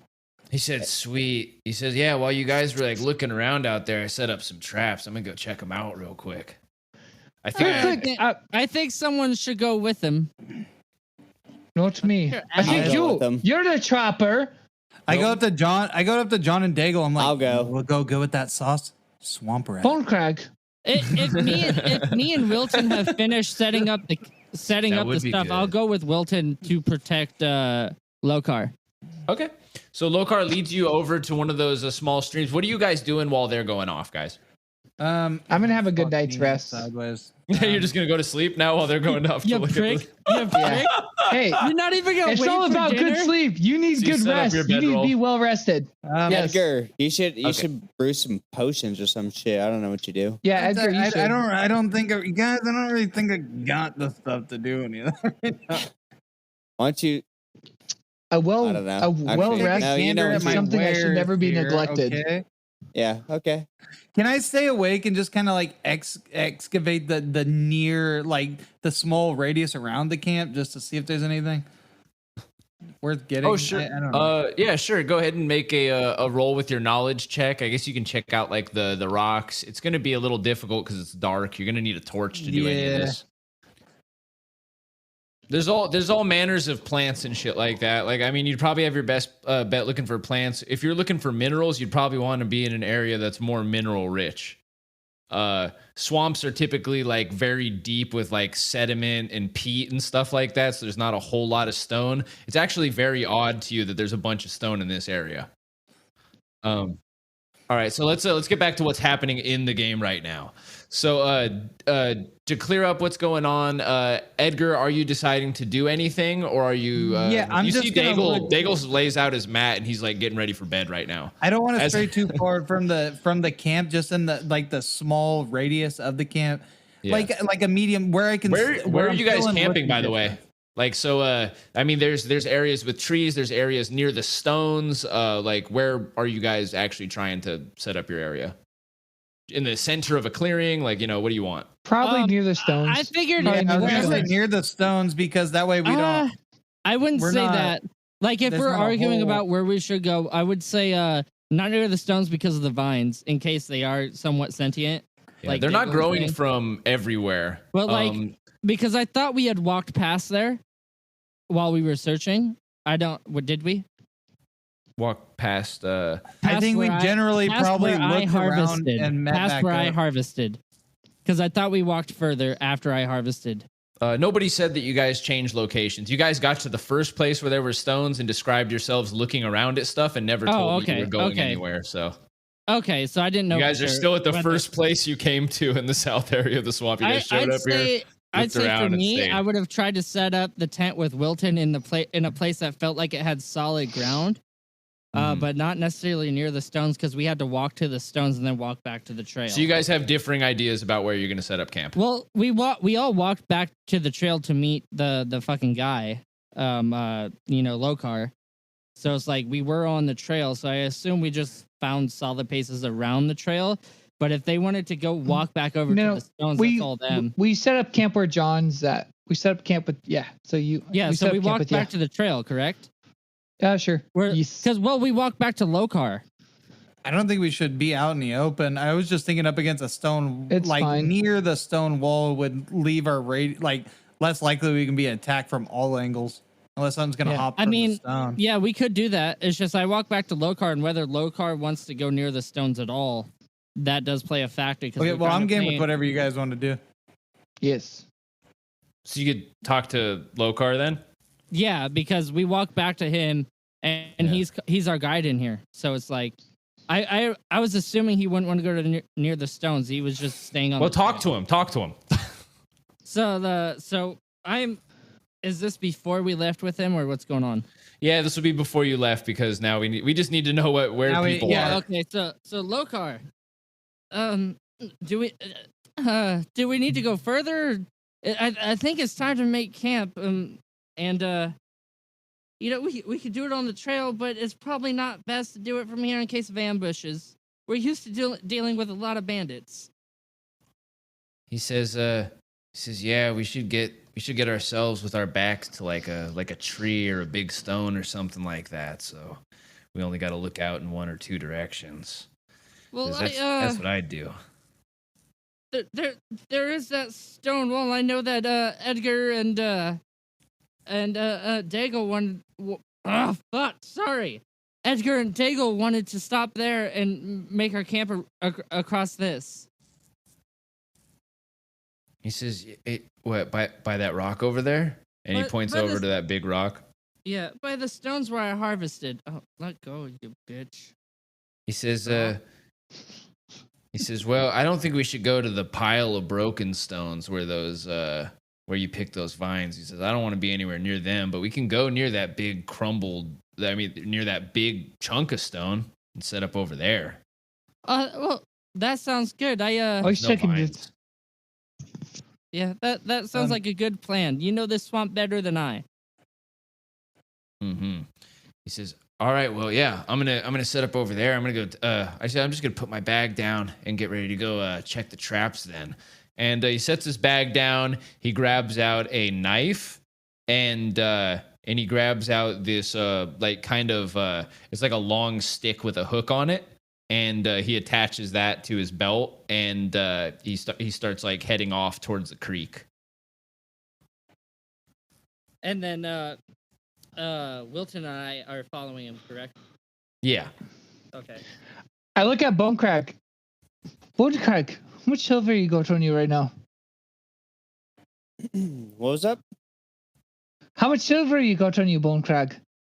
7. Bet you 2 pieces that he's not going to come back to this camp. What did you say? I'll bet you 2 pieces he will not come back to this camp. You're fucking cunt. He's like laughing while he says it. Make it 4. You got a deal. Daniel, you just showed a Make it 4. I can't pay you if it's 4. I bet you 2 pieces. You'll be a silver bar. Raise the wage. Okay, how about this? If he doesn't make it back, you owe me a silver bar. Hold up, Wilton's with me, isn't he? He yelled to him as you guys were leaving. Okay, fine. I yell. This. If he doesn't make it back, I'll be back, Daigle. I laugh and I stay awake if I'm left lonesome. But in the camp, I'll stay a little bit awake and I'll just kind of watch camp. Is Edgar doing something, or are you? Staying I was gonna ask, masturbate. are those? Is that little pile of stones that you're talking, like where the vines were? Are those like? Is there any way I could check, like, do the whole? You need a torch. You need light. Okay. So I mean, yes, if you have light, you can do whatever you want. Like, it's just in the dark. You can't really. I don't know how you would identify minerals in the dark. Yeah. Okay. I guess I'll just stay. I'm just gonna hang back with. There ain't really anything I can do. Actually, I'm just gonna hang. You back can't. With, I mean, you have the oil of flame, and there's only a small amount of ingredients that you need to make torches and whatnot. So yeah, is there a fire burning at camp because he was gonna cook? There's no fire started. Okay, not yet. Okay. Can I start one while they're leaving? Yeah, absolutely. In this area, there's enough like dry shrubbery and whatnot that you could gather a fire, enough fuel in just probably like 10 minutes. So, okay, cool. I do that and just no effort, kind of try to get it going. Okay, sweet. Yeah, so you gather some materials and do you have something to start the fire with? I believe he has a flint. Yeah, you have a flint. Yeah, me and I have a flint. The only ones with one, so yeah. Okay, yeah, you could use a flint and a knife to get that started. Okay, yeah, I use that. Get it going. Yep. After you strike it about 10 times, you get a little ember going, and it goes up in flame. And now you can see that the big stone behind you is like about like 6 feet tall or so. So like it's about like head height when you stand up, and when you sit down, it leans at a little bit of an angle, and it kind of forms like almost this small cavern, and you can see the light of the flame dancing on that wall, as well as like in a circle around you guys. You can see like it's open on all sides, and then to the right, to the east, is the pile of like broken stones that have the desmata vines growing from them, and the black goop dripping. And then on the other side, you can see some smashed pottery on the ground. So are you saying it's lit up for that? Cool. Yeah, area? you can see the stuff. At this point, what you could do is you could grab stones from that pile and bring them over to the fire to look at them if you wanted. All right, can I do that? I was just trying to see if I can find maybe oh my god, sorry. I make shadow puppets. Sure, we should have a bunch of friends around here to see how good my coyote is. It's like so phosphorus can be found in semi-pure natural stone. Would that be considered that? Or So with your alchemical knowledge, I'd say that you know that it would be almost impossible to find pure phosphorus in a swamp because there's too much moisture. oh yeah, that makes sense. Thanks, pure whatever. No. Just scientifically speaking, you get phosphorus from volcanic rock, right? You can get it from volcanic rock. You can get it from manure that's been processed. You can get it from I mean, in nature, it doesn't really exist in a pure form, but for the purposes of this game, it does. Because I thought like naturally it occurs in volcanic rock. I wasn't sure. Or is that sulfur? There is sulfur as well. I don't know. Sweet. Well, since we're here, can I just go ahead and pee in? Can I just distill some ammonia? Can I just like pee in something and do that? Absolutely, man. Yeah, so you can. Yeah, so as you're making shadow puppets, you see Edgar Nolan pull out a beaker and start pissing into it. And I turned to Daigle as he's doing it. I was like, "Don't judge." You're the man of magic. You're the sorcerer here. I don't care. You do what you want. You're the sorcerer. Yeah, you piss into your beaker. I imagine you grab out your distiller and you start trying to work up some ammonia. Go ahead and look at your rules for how to do that, and then we'll come back to you, okay? Okay. Can I scout around our camp myself? Like, sure. It's dark. It's dark. You have no light. Me and you have also walked away with Lokar. Oh, we're not back yet. Oh, sorry. Lokar doesn't seem to be very bothered by the darkness. He's like kind of leading the way back to the creek, but you guys are having a really hard time seeing. Can we fashion a torch of sorts? I don't know. Can you? What do you got? I mean, I have a flint and steel, but I don't have extra cloth. The extra cloth. Here, let me look at my wrapped around my vines. All right, John, you have survival. Rip your shirt up. I'm wearing. You guys didn't grab torches? You guys don't have torches? No, I guess not. Oh, okay. We got tents, no torches. I think we're more focused on water, and then we just fucking forgot it. Because you said we're in a dry area. If I can find a broken branch and some tinder with my survival skills, then I'll make a torch. Swipe left.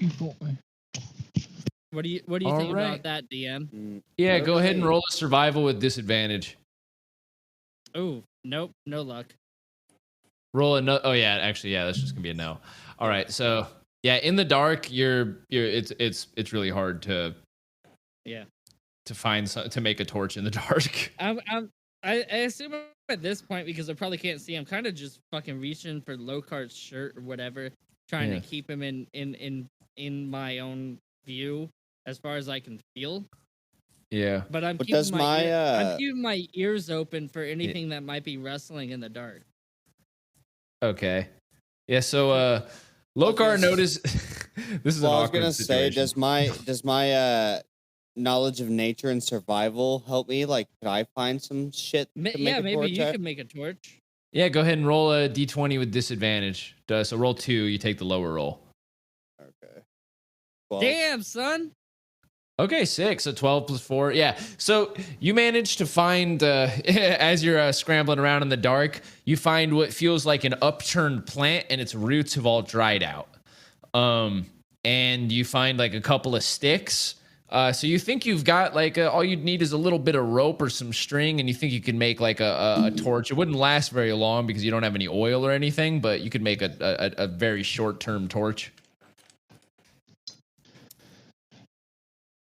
Do you got any rope or shit that we need, fucking John? I mean, I gave you my tarp long ago. Do you still have it? The tarp we stole from the cannibal? Yeah, that's what you have your Deer so finds that's all them. wrapped up, and I guess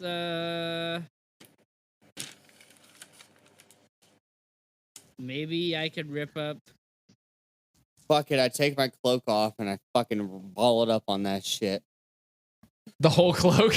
Yes. I guess since we've been talking, I strike my flint against his stuff since he was talking to Looks me. like a cotton candy stick.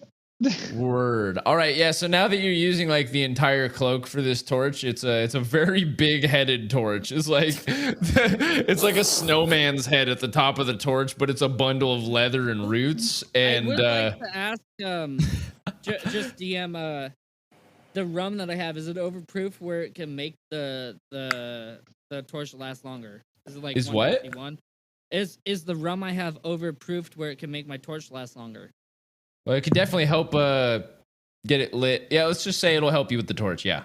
Okay, so I sacrifice, say, like half my skin for it. Okay.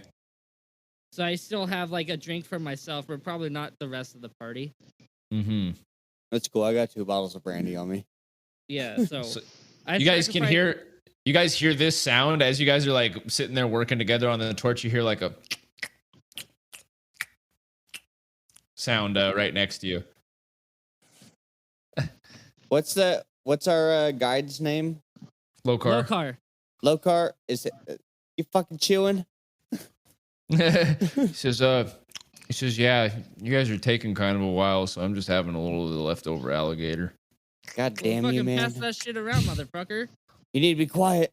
I know. What are you guys? Your wits about you. What are you guys doing anyway? We can't Making a see out torch. here, man. He's making a torch. He's like, oh, he says, yeah, you guys can't see out here. He says, could have brought some candles. How the fuck can you see? He says, I don't know. I never really thought about it. You just out here with fucking night vision? He says, I guess so. Oh, boy, if we get through this, we need you for the college. He says, yeah, I'd love to go to college. Never got a chance. I mean, I'm not the one to admit new people, but you seem to have a lot of skills. He says, well, that's probably the sweetest thing another man's ever told me. Oh, shit.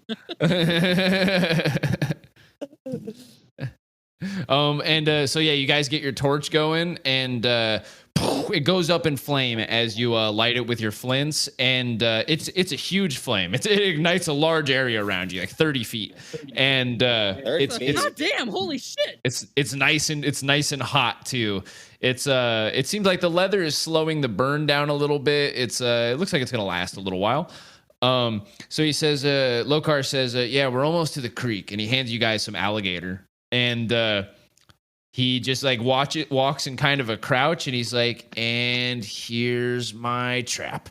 And he pulls up this bit of rope, and you can see that there is a turtle that's stuck on the trap. And he pulls it out, and he's like, yeah, fucking perfect. And he pulls out that stick with the hook on the end, and he just taps it right into the back of the turtle's head, and the turtle dies. And then he tosses the stick over his back with the dangling turtle, and he's like, and that's dinner.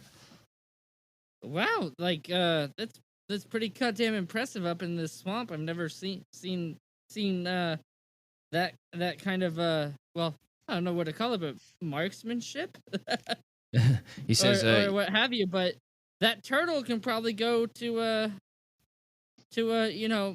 Edgar, if he was looking for calcium. That looks like it might help. Yeah, Use maybe you its can. shell as a mixing bowl. He says, now you're thinking, Wilton. I like that. He says, yeah, or like a helmet. Oh. He says, but yeah, he says turtle hunting's easy though. You guys can. I'll show you how to hunt turts. He's like, sometimes I go out turt hunting, come home with like 5-6 turts in a day. You love those turts, huh? Turtle time. He says, it's turtle time, boys. Let's go back to camp. Turtle. You're not turtly enough. Like, for the turtle before we club. turn back, I'd like to look around for any more signs of what I'm looking for in broken trees, giant footprints, what have you. There are no broken trees or big footprints. There's definitely no big footprints anywhere. You guys see your footprints as you're going back. Okay, and then as we turn back, I do want to just kind of give a listen real quick. Oh sure, yeah. Roll up your perception. Because I'm just kind of paranoid out here, and I am on the lookout for something. Come on, I hit you. There you go. And then I have +2 to. Hold on, let me check. Perception. Not perception, but I got a +2 to both intelligence and wisdom. All right. Yep. So it'd be 13. All right. Yeah. So yeah, you don't hear anything out of the ordinary. Okay. You just hear the calming sounds of the marsh crickets, the birds, and the trickling of the stream behind you, which grows dimmer and dimmer as you walk back towards the fire of the camp. Can I stoke our torch to save it? Yeah, for sure. Since we're like right there anyway. Yep. Well, so yeah, you shove the torch into after you get back to the camp, you shove the torch into the ground to de-lightify it, and now you have like a half-burnt torch left over. So Lokar sits down. He says, "Nice, you guys got a fire started." And he sees Edgar with your setup now. So now you've got your like ammonia thing going. What does that look like? What do you got? Hey, looks like you're so one of the I didn't realize. I say to Wilton, I was like, I guess you want some money from Daigle, didn't you? Oh, Daigle.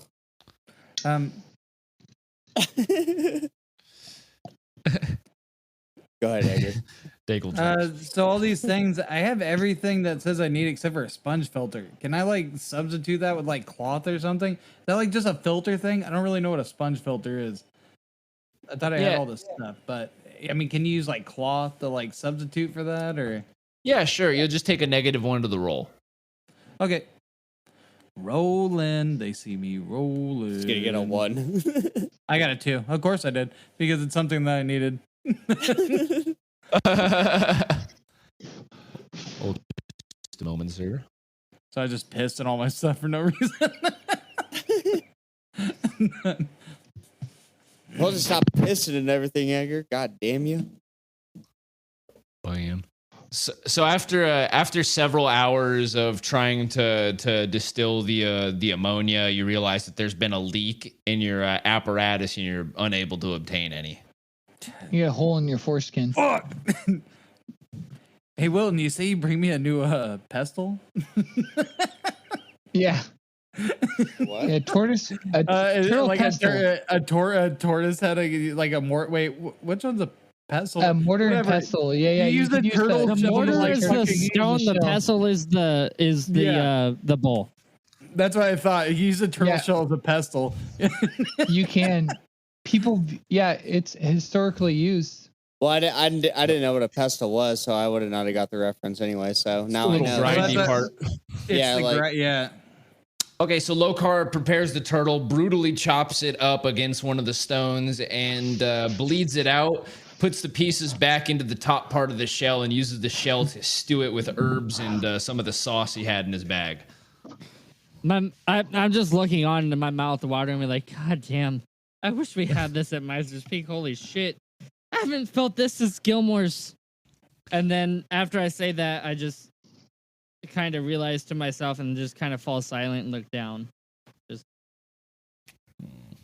Am I in earshot? Yeah, we're all. Yeah, you guys are all together. I'm sorry, John. You haven't since what? What are you talking about? He's not barbecuing it. That whole place went up in a barbecue. Not that you guys would know, but I had many, many great meals at Gilmore's. And, I bet. It must be nice being roasted, isn't it? You know my name by now. You know the way I lived, and I know your name. I know your family, and it must be nice living a comfortable life. I had a lot of good meals there too, and a lot of smelling like shit moments. You know that I never also. wanted that life, and I embraced the life of a lonely man. And well, you're living now. That's what living is. My family died there, and it is hard to think about. It's hard to fucking live for them. Trust me, I did it. I was there. I was there for every supper, every funeral, every deathbed. I was there. You talk a lot of shit, but yes, you were there at every single one of my family's outings. I'm practically and I family remember there. you, which is possibly why I just dislike you the way I do. But you're a good man. Am I? Well, not a great man, but a decent, well, kind of okay man, I guess. You got that backwards, Belfort. I'm a great man, but I'm not a good one. Belfort, you dumb fuck. I'm a Gilmore. A Gilmore, same thing. All these rich families, you just get together, some fucking high social club, something of the church, something all you yip there, you yap, you sip on your wine, you talk about who dies, who's forgiven, who's gonna go to heaven. You're nothing. That's nothing. That's not realistic. That's not living. You are living today. You're alive. And if it wasn't for that place being burned to the ground, you wouldn't be living. I never lived for my family's name. I lived for myself. I carved my way out. You carved it, butcher man. Why the fuck do you think I'm a butcher? I carved it out. I never wanted my family's wealth. I did what I could. I sold myself as a peasant as best I could, and I lived a life that I probably shouldn't have lived. Nervous that people will figure out my secret. John, I admire you. I lived a poor man's life, even though I was born a rich man. You're a good man. I wouldn't say that I know the life of the truly damned, but I did my best. Oh, and I never felt comfortable in my family. But once they're gone, it fucking hurts, man. You regard your family. Even you now, separate yourself from birth. My new family is the Miser's College, but it still hurts. John, you separated your birth. You separated yourself from birth. I admire that in a person like you. Come from so much, and you've rejected so much. Myself. I never thought my family. As you're having this heart-to-heart conversation, a large gray hand descends from behind John Gilmore, and it's like the size of his torso, and it grabs his entire upper body and pulls him away. Oh shit! And soundlessly in the night just runs in the opposite direction. You see this large creature framed by your light. Same. I go running too. I'm happy to call you John. I'm happy to call you one of the sloppy sisters. What the fuck? What the fuck? What the fuck is it? Fuck it. After it. Grab your fucking pump game darts. Come on, let's go. I chased that torch. Lokar is just shaking. His ladle is just shaking in his hand. I grab my fucking knuckle from my waist and I just punch at the hand. All right. Try to get it off me. Okay, yeah, roll an attack. I instantly thought of an albino King Kong or Donkey Kong. D20 for attack to see, yeah. Woo! Oh yeah, brother. Okay, yes, you slam a solid punch into the hand, and then go ahead and roll damage. D4. Fuck yes. I just got on clean feet. 3 plus your strength bonus. Wilton, quick. Plus 0. Okay. You guys, we need to So it doesn't react to the punch. It's got you in its hand and it's carrying you as if you're nothing, as if you're like a piece of paper. Can I shoot its head? If we're wait, Wilton, before you do that, let me I'd say this happens so fast that you wouldn't have time to like pick up your bow and like load an arrow and get a shot off before it goes around the side of the stones, moving very quickly away. I start sprinting after it then. Okay. So you get up. So you guys are sprinting behind it. Yeah, sprinting. What were you gonna say, Edgar? Well, if we're running at the same pace and we have our equipment, I was gonna try to oil up one of your arrows. Right. I don't think we have time. Well, I'm just saying. We don't really. We're just gonna have to wait till we get to where he's at. Didn't work. I'm gonna try to bite the hand. It's like biting into stone. Oh, never mind then. Yeah, no, you drop your teeth onto it. The only difference, for ya. it's not rough like stone, but when you bite down into it, it is very hard and like unyielding. It barely like bends in just a little bit. It's kind of like if you had bitten into a person, you would sink into the hand, but this like it just moves. It's a tough leather. Yeah, it's like really thick leather. Is this grab tearing into me at all? Or is it just a grab? It's actually quite gentle. So it's got after my punch, I'm just gonna be like, it's not working. Laid. Save me. So you see, we'll just describe what John sees, and then we'll go back to you guys. Okay. So John, all you see is like your face is turned up towards the creature, and you're basically cradled like this up against its breast, and you're looking up at it. Wait. Can I suckle at his teat and see if it forgives me? I'm not kidding. This is an actual tactic. I know. There's no nipple though. There's no nipple on its body. You find nothing to latch to. you see its face, and its face has very your teeth biting.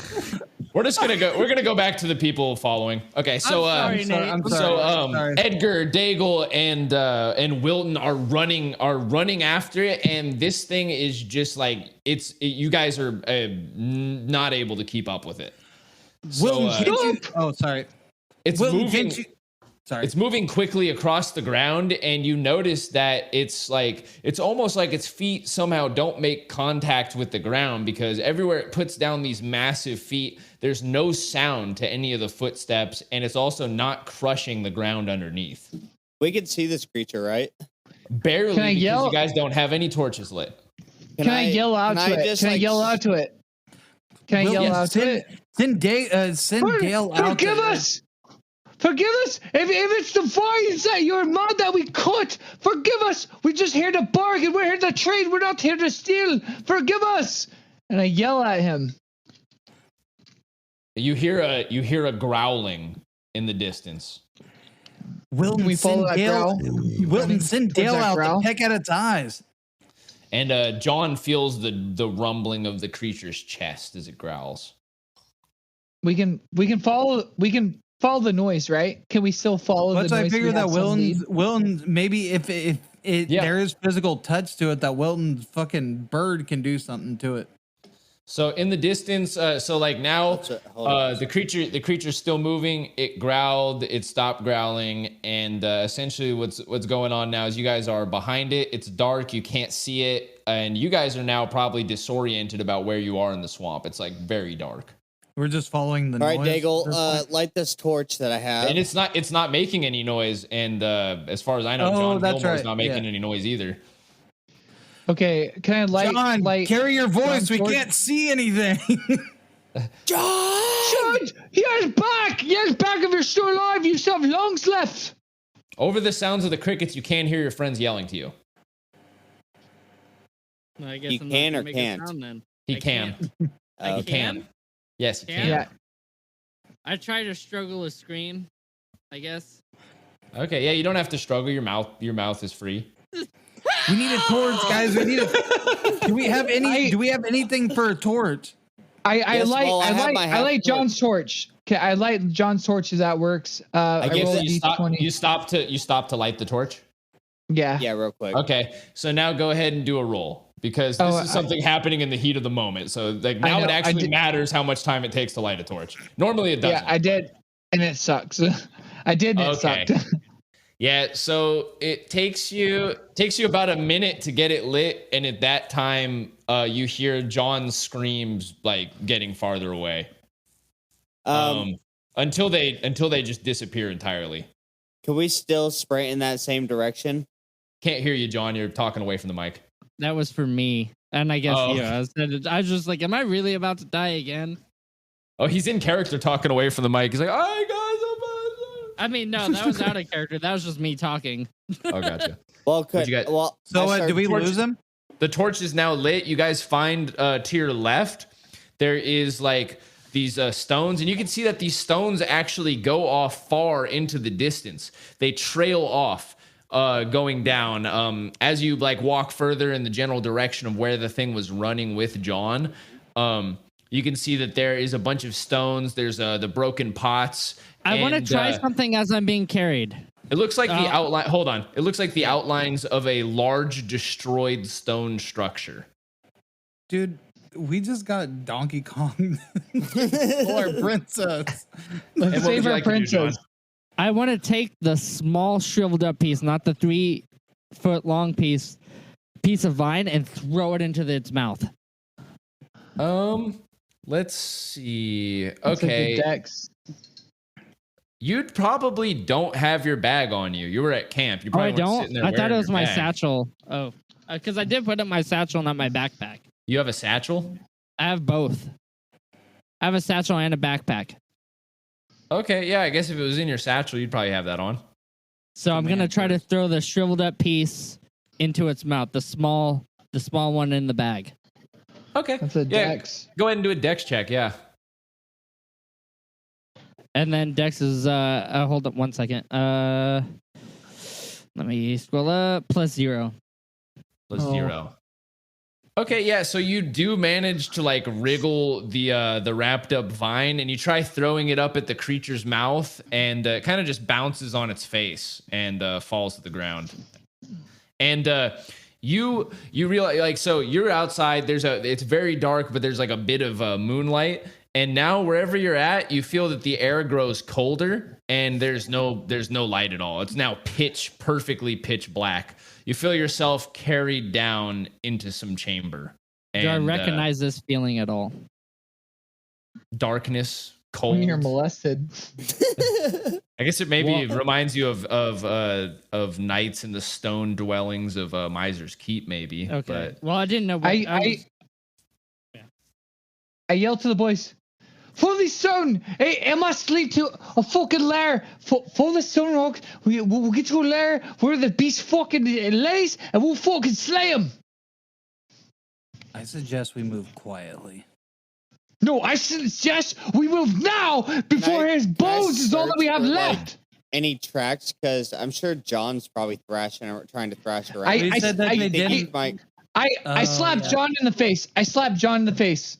But John, you're not by John's John. not with us. Oh, sorry. I mean Bone Crag. I slapped Bone Crag in the face. I say, "Why are you smacking me? I'm have trying you to not search for learned? some signs." There is no signs. There's no signs of this creature. That's why. I block his smack and I backhand him. Oh, shit. Are you guys fighting now? I rolled an 11. Oh, you guys are fighting then. Okay, well you miss, but Guys, we don't have time for this. John's gonna die. Okay, so listen. This is what I was saying. Bone Crag! He's gonna die! We don't have time for the rocks! I'm sure it leads to a fucking cave where this beast lays. I'm saying shit about pretty sure that doesn't lead to a resort, some fucking village, or some brick house, or nothing. It's gonna lead to a fucking cave underground. Breadcrumbs he left along the way with this struggle. I was trying to look for any signs There's that no John made when he was being dragged away. We followed the rocks. See if he like hit a branch or some shit. I don't know. Follow the rocks. Something that's he's the scout. Natural.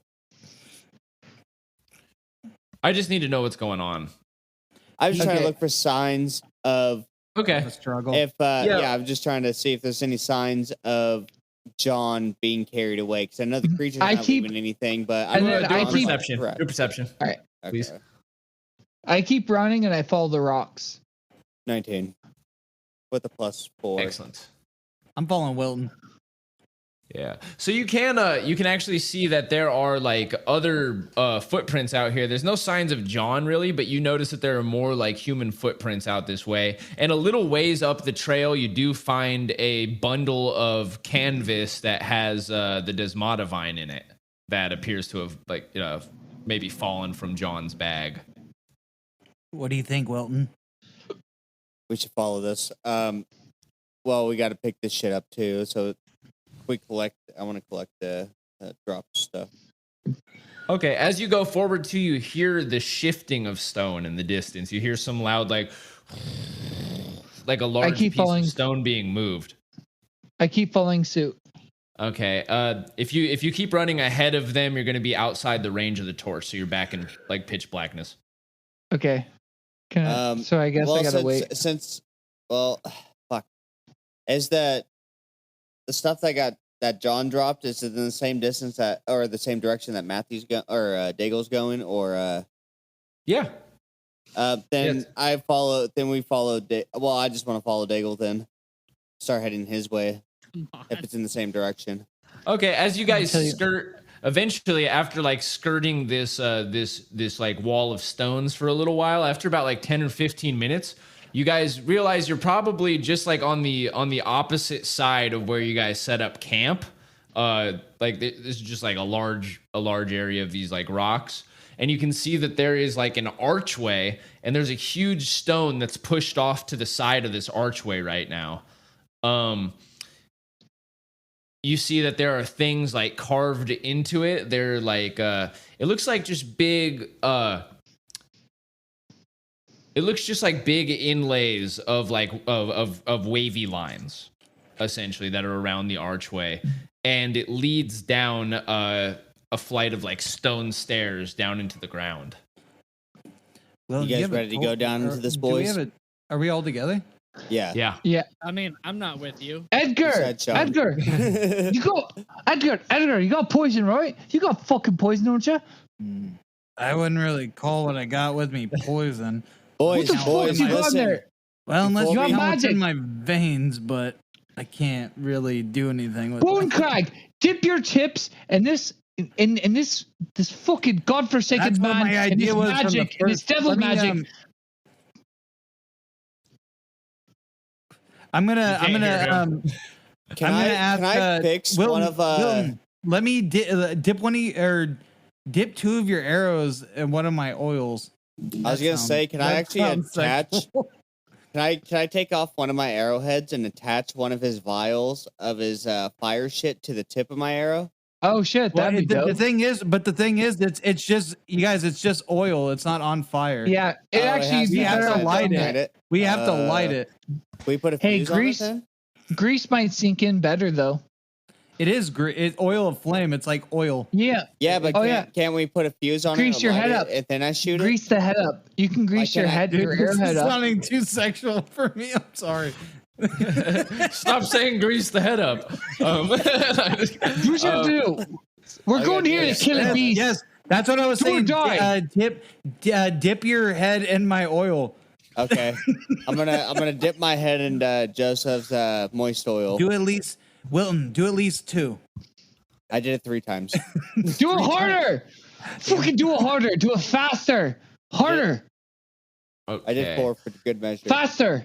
Harder. So who's holding the almost torch? there. Daigle is while we do this oil head dipping. Okay. Keep dipping it. Yeah, so you managed to dip it, Wilton.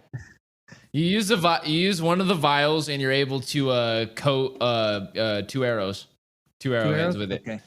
Yep. So it's got like Does that it's take up thick. the whole vial? Just letting you know this too. They're thick with grease. You can't put them back into the quiver, else the grease is gonna rub off. So basically, you're walking around with your arrow, and you have with your bow in one hand and these 2 greasy arrows in the other hand. Okay. I'll hold one of the arrows. Yep. If that makes it any better, and you can just ready one of them. I'm not giving you any strategy. You guys are just gonna do what you do when the time comes. All right. Let me hold one of the arrows, and you can ready the other one, and we'll go in front of you. Well, isn't all the grease gonna drip off if I dip it in already? Okay, I lost you guys for a second. I don't know, man. Just leave the motherfucker. Dip. Just have the vial ready, and I'll dip when it comes down to it. Let's go. I'll do a quick dip. Okay, so you arrive in it's a damp, dark chamber down here, and it looks like nobody's been here for a very long time. There is big cobwebs. It's very cold. There are small pools of water on the ground, and you see that there are 3 there in the very center of this room against the back wall. There is a large stone portal that is currently closed, and on the left-hand side and the right-hand side there are 2 walkways that go in either direction, or there's one on each side. You know what I mean? Yeah. Can I tell them? I say, Is there? Right. Can I look for any like inscriptions or anything to see if I can? Well, I can't read, but so I can point Daigle into the position to read. Bone Crag, you're gonna startle the beast with your bird. You're gonna startle the beast with your bird. Guys, I'm gonna be on the side. I can This is the read. game plan. This is the game plan. You guys, my bird can't attack people. It can only scout and send messages. That's all it knows how to do. I look at them and I say, this is the game plan. Your bird is going to startle the creature. Okay, your bird is going to fly directly back to you. Then you will shoot the arrows. Edgar will throw his bombs. I will come up from behind and I will apprehend the creature while he's weak and then attack whenever I could. This is the strategy. You can't light anything without your flint. Well fucking take my flint. I hand my flint. Torch, you have the torch. I hand the torch to you. I have the torch. So I hand it. Probably safe to have the flint too, though. I hand it to Edgar. I had my torch to Edgar, and I also had my flint to Edgar. If you fucking need be this flame there, if this flame goes out, we're fucking dead anyway. All right, you aggro the creature. You aggravate him. You send your bird out. You send him this way. You fire arrows like it's no tomorrow, like it's a fucking war, and you get the creature. By chance? And I'll come up from behind, and it'll be right there. Does anyone have the turtle shell by chance? No, nope. I never. No, none of us actually. Okay. Did anything with that? We John got snatched up before we could fucking. All right, I'll just use my fucking shovel. I don't give a fuck. Let's keep going. So all right. Let's keep venturing down. Let's move down. Follow my command, and let's just keep moving till we spot the creature. All right. I follow Daigle. I wish we had a different creature. I'm thinking about alcohol. And so we keep moving through the cavern, I guess. And how is my bird going to startle this person inside of a cavern? Just I guess down deep. Yeah, deep. We just keep going. You're in one room. There's a large stone portal that is shut to your we got to go left or right. That's what it was. Okay. Left or right? Fuck. I want to go left. Let's go left. We have to stay together. We have to stay together. Yeah, left. Okay. Left. Fuck it. You walk through the carved stone way of here, and you can see that the tunnels. These tunnels are pretty short. The main chamber and the entrance of this place was like probably about like 10, 12 feet tall, and these two side tunnels are both like shorter. They're only about like 6 feet tall. So any of you who are tall would have to crouch slightly inside of these tunnels. But you head through them, and you come to a room. It's an enormous room. Your torchlight shines upon the walls and find that they are lined with catacombs. You can see that there are bones within the carved sections of the wall. They're completely covered in dust and cobwebs. There are large black and white wads of unknown material on the ground, placed randomly. In the center of the room is a stone table engraved with images. Can I take some of these bones? Are they like in the wall? So there's these catacombs. So it's just these carved cubby holes in the walls, and it's just open, and you can see the bones and cobwebs and stuff. Can we do bones? Can we do an intelligence check and decide the images? One thing at a time. Okay. Sorry. So go ahead, Edgar was saying something he was doing. I just want to take a couple of bones for science purposes. Okay, yeah, sure. You reach in and you grab some bones. They appear to be from like just an adult body. Can't really tell if it's male or female or anything. They're just skeleton, you know. Is there an exact count to it, or? I mean, there's a whole body's worth of bones. Okay, you can grab as many as you like. I mean, there's many bodies in this room. There is like so you see that these catacombs, like unlike other ones that go like long ways, this one is a huge like dome shaped kind of chamber, and you see that they go all the way up to the ceiling. You see all these catacombs. There's probably like over 100 cubbies here, maybe a couple hundred cubbies that are all filled with skeletons. All right, I'm just gonna take like 10 random bones. All right, you grab 10 rib bones. Let's say you got 10 ribs. Bones? Okay. Why not? 10 ribs. 10 because you can get that from one body, so that makes sense. Okay, yeah, that would work. I just wasn't trying to make it ridiculous, but I just figured there's some stuff I could do with that. No worries. Yeah. And Daigle had a thing. Oh, me and Bonecrag are gonna try to decipher these images. Okay, yeah. So shining the torch down there, you probably don't need So what you can see is there are you have to wipe off some of the dust to get a better look, but when you wipe away the dust from the images, you see that it's actually like silver inlaid into the table. And you can see there's images of serpents and med. The serpents are embedded with lines of silver between their scales, and the images are actually crafted like quite intricately. You can see that in some they're just like serpents like crossing their necks, and in other parts you can see that the serpents are wrapped around people, and in other ones you can see that the people are wearing the serpent's skin. Are any of these images anywhere else in this area? Or just on this table? No. You haven't seen DM, where I'm at, Okay. I want to look around and see if there's any type of means of escape.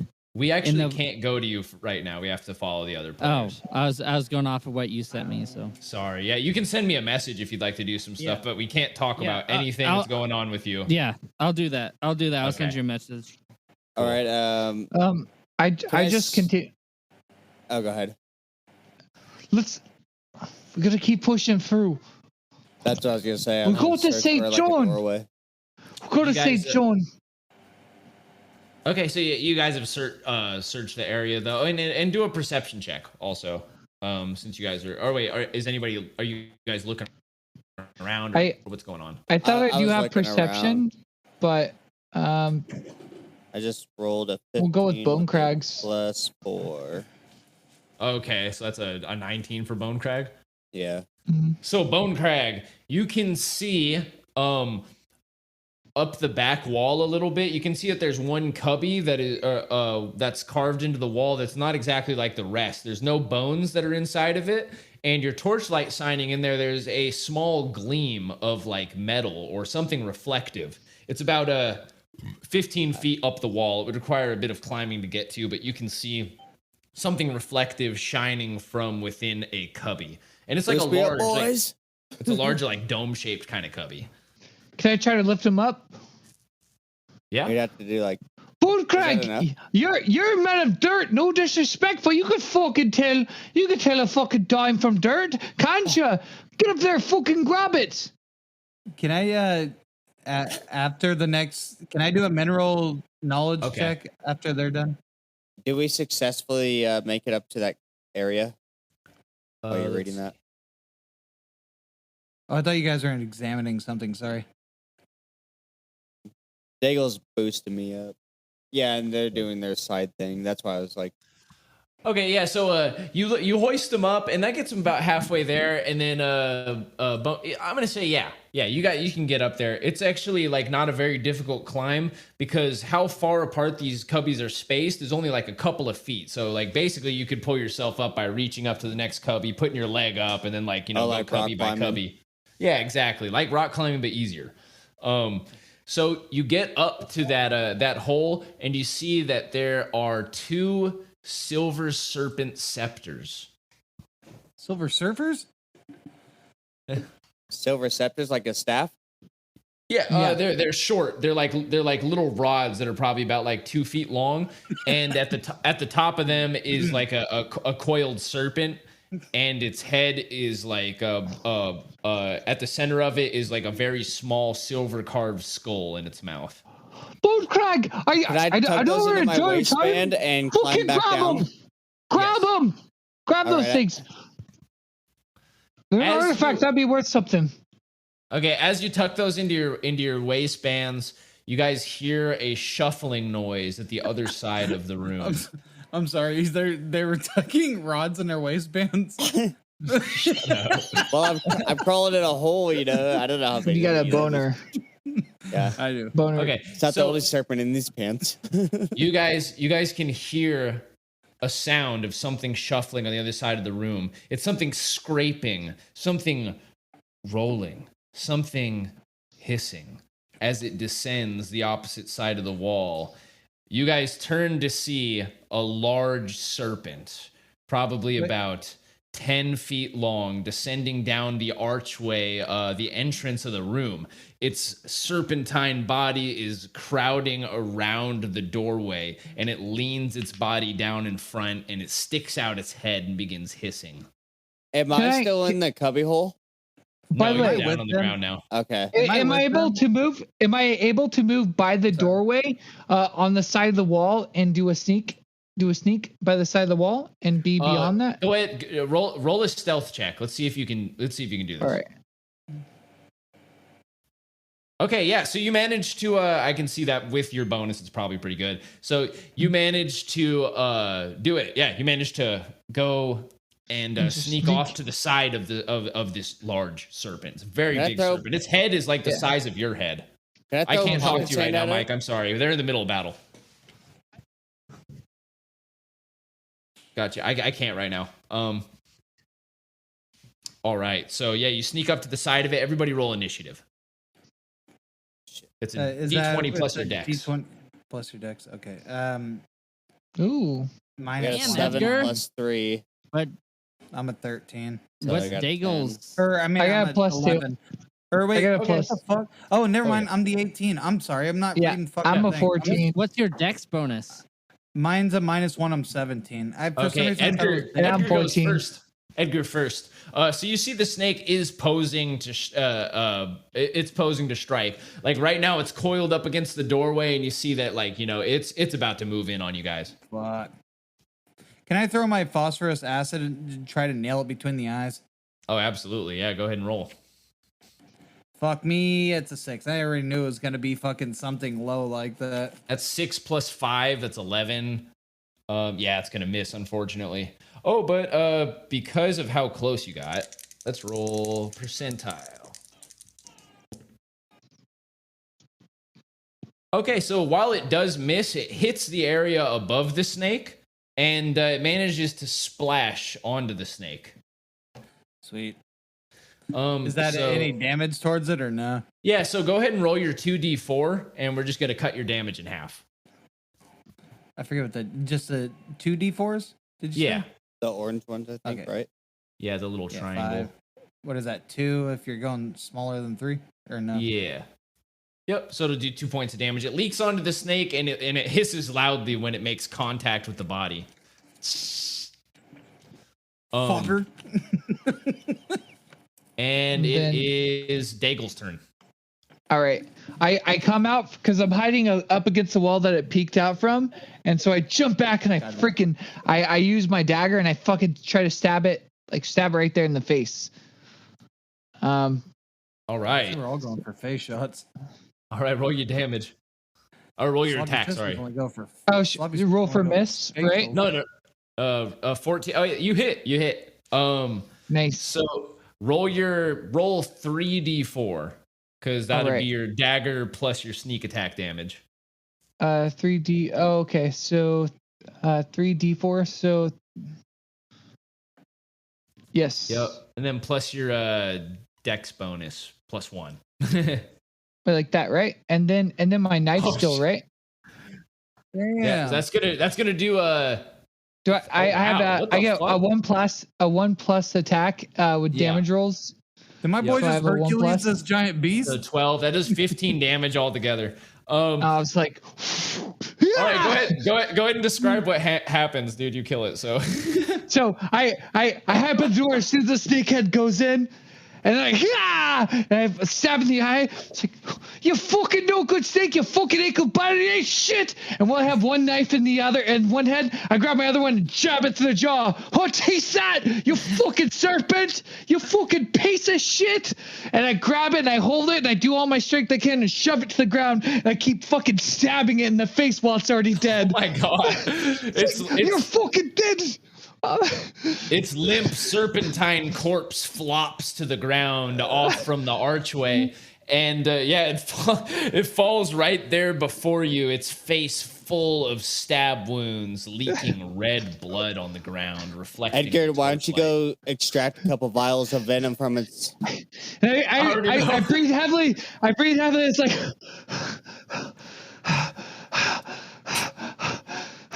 You're fucking dead, huh? You're a fucking surprise tag. I'm the snake. I'm the snake in the grass. You're nothing. You're nothing to me. You're nothing. You big fucking crazy son of a bitch. I just fall down. Exhaustion. I just sit. I'm gonna slow clap up. Well, Daigle, you got the biggest kill out of all of us. Is there any way that I can like extract any venom from its like glands or anything? Is that a thing? Yeah. Is that a? All right. We're coming. I'm scared. I'm scared. I throw up a little bit. You see Daigle puke. He's puking turtle. What was that? What the fuck is that? Okay. So Edgar, go ahead and roll a. This is gonna be like an alchemy check essentially. So go ahead and roll a d20 plus 5 for a poison extraction. Holy love of God. Oh man. So yeah, you managed to milk these motherfucking glands, right? Yeah. So you managed to like, so basically what happens is that you find a way without like cutting into the area around the teeth. You manage to like massage it in a perfect way that like just gets it to fully release the venom that it was prepared to shove into one of your bodies with its first bite. And with that, because of how large the creature is, you manage to fill up like there's 4 vials worth of venom. Okay. Sweet. So yeah, the slaughtered corpse of the serpent is on the ground. 4 vials of venom extracted. I hope you're keeping track of how many vials you have. And I am. I wrote down giant serpent poison times 4. That's fine. That's fine because you don't know and what I it have is yet. two, You've never and seen I have this 2 snake vials. before. Yeah, and I have 2 vials left. I've been keeping track of it. I've been erasing the ones that I get rid of, and then I add them back to my vials, and I subtract them from my vials. I've been going back and forth. So I'm keeping track of the vials. Not so much of everything else. You're good. All right, guys. I'm new to this.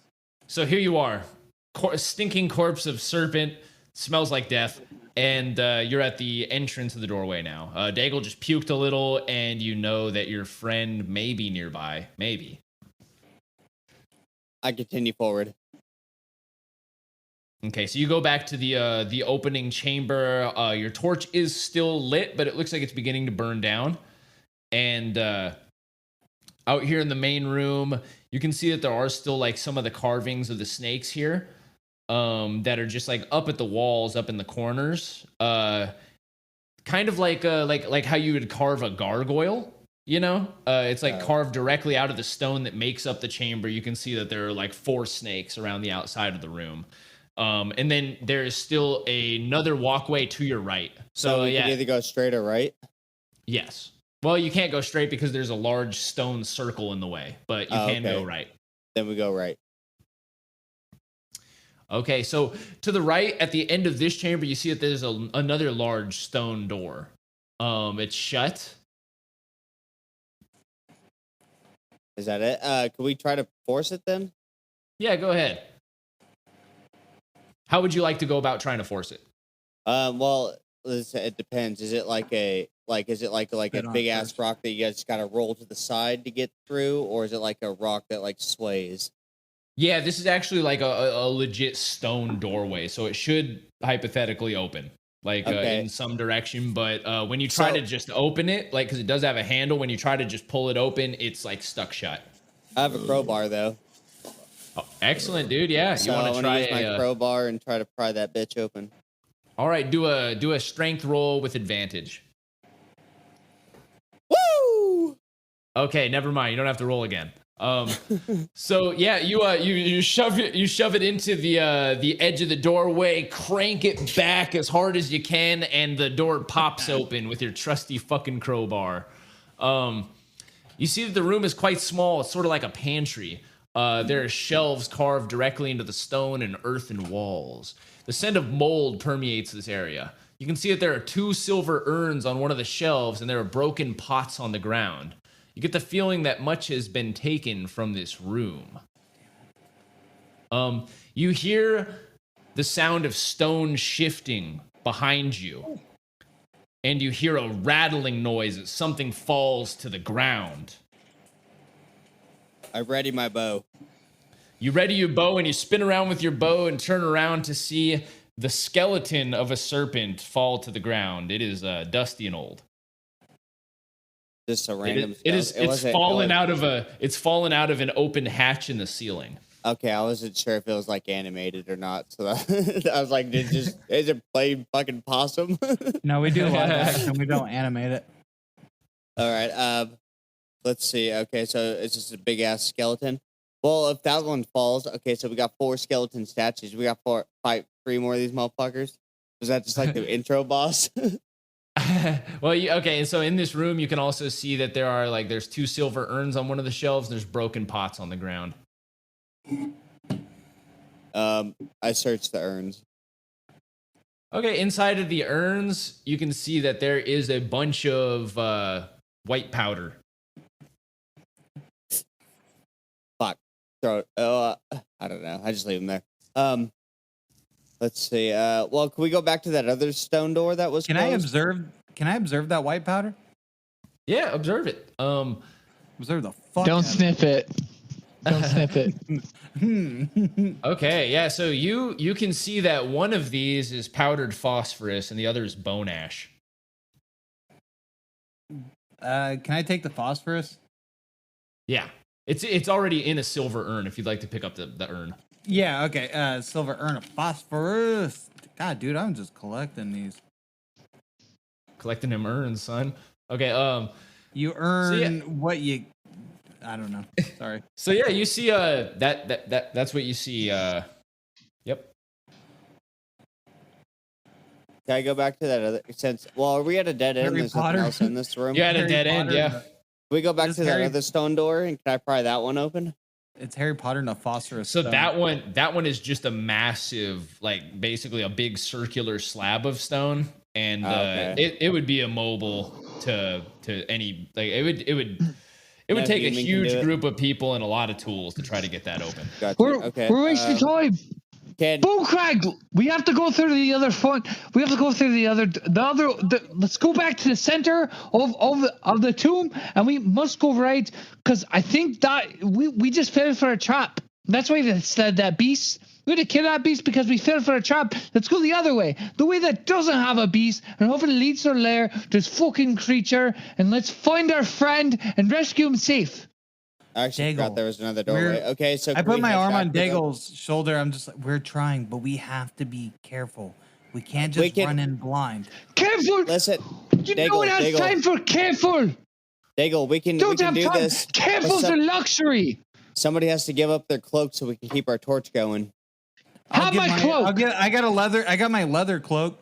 I do too. Okay, Well, so just who wants to give it up? We just need one. I'll take mine for now, and then we can. Yeah. Okay, so I get my cloak to our torch. Or do we have Okay. to snub it and put it like We'll do relight his it? cloak first. You're making another cloak torch?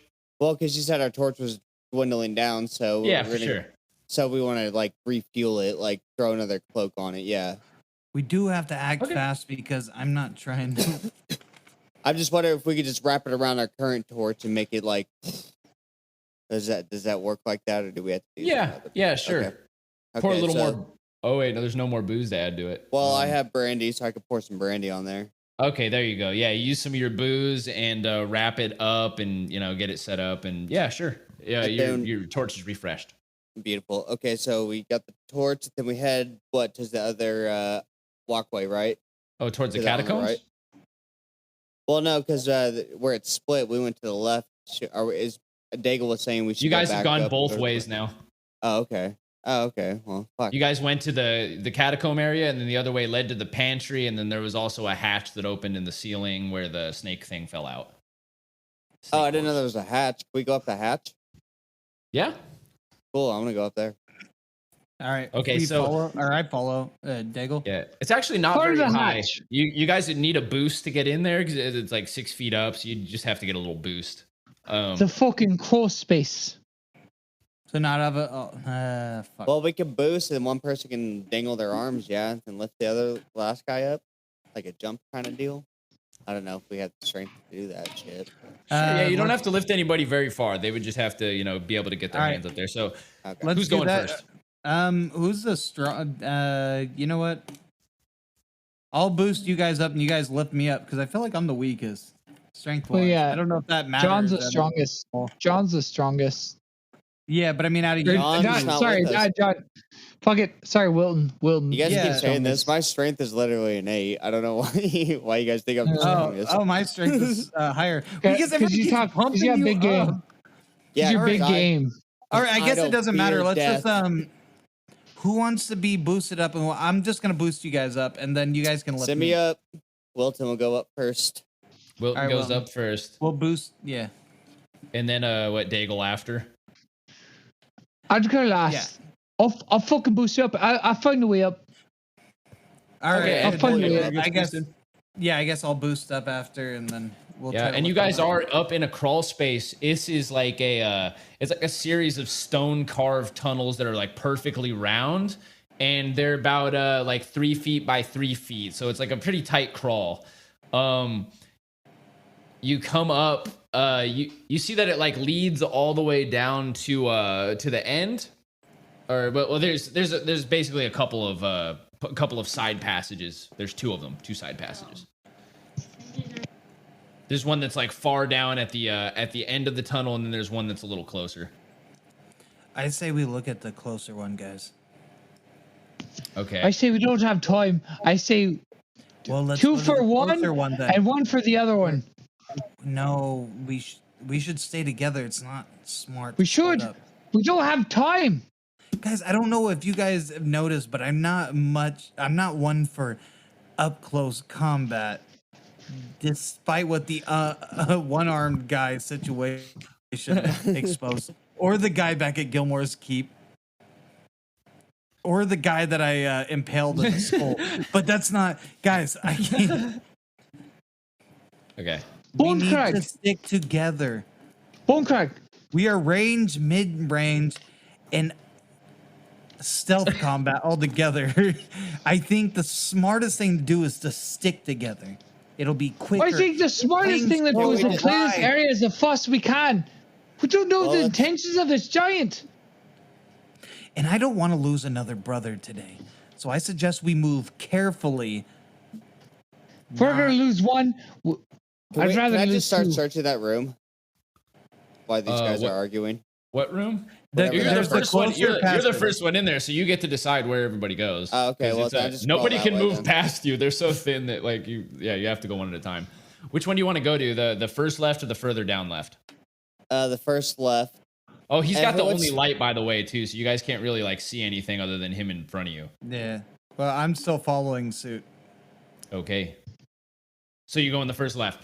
So you begin shimmying your way down the tunnel. It's disgusting. There is dust and everything on the ground. You're becoming like black with dust. There's like some kind of this like wet black and white mush too that you're not sure what it is. It just smells really bad and it's getting all over your clothes. You come down the tunnel probably you come down about like 30 feet and you begin to hear the mutterings. You begin to hear a deep, intoned muttering coming from ahead. It is a deep voice speaking in a language that you're unfamiliar with. You hear like a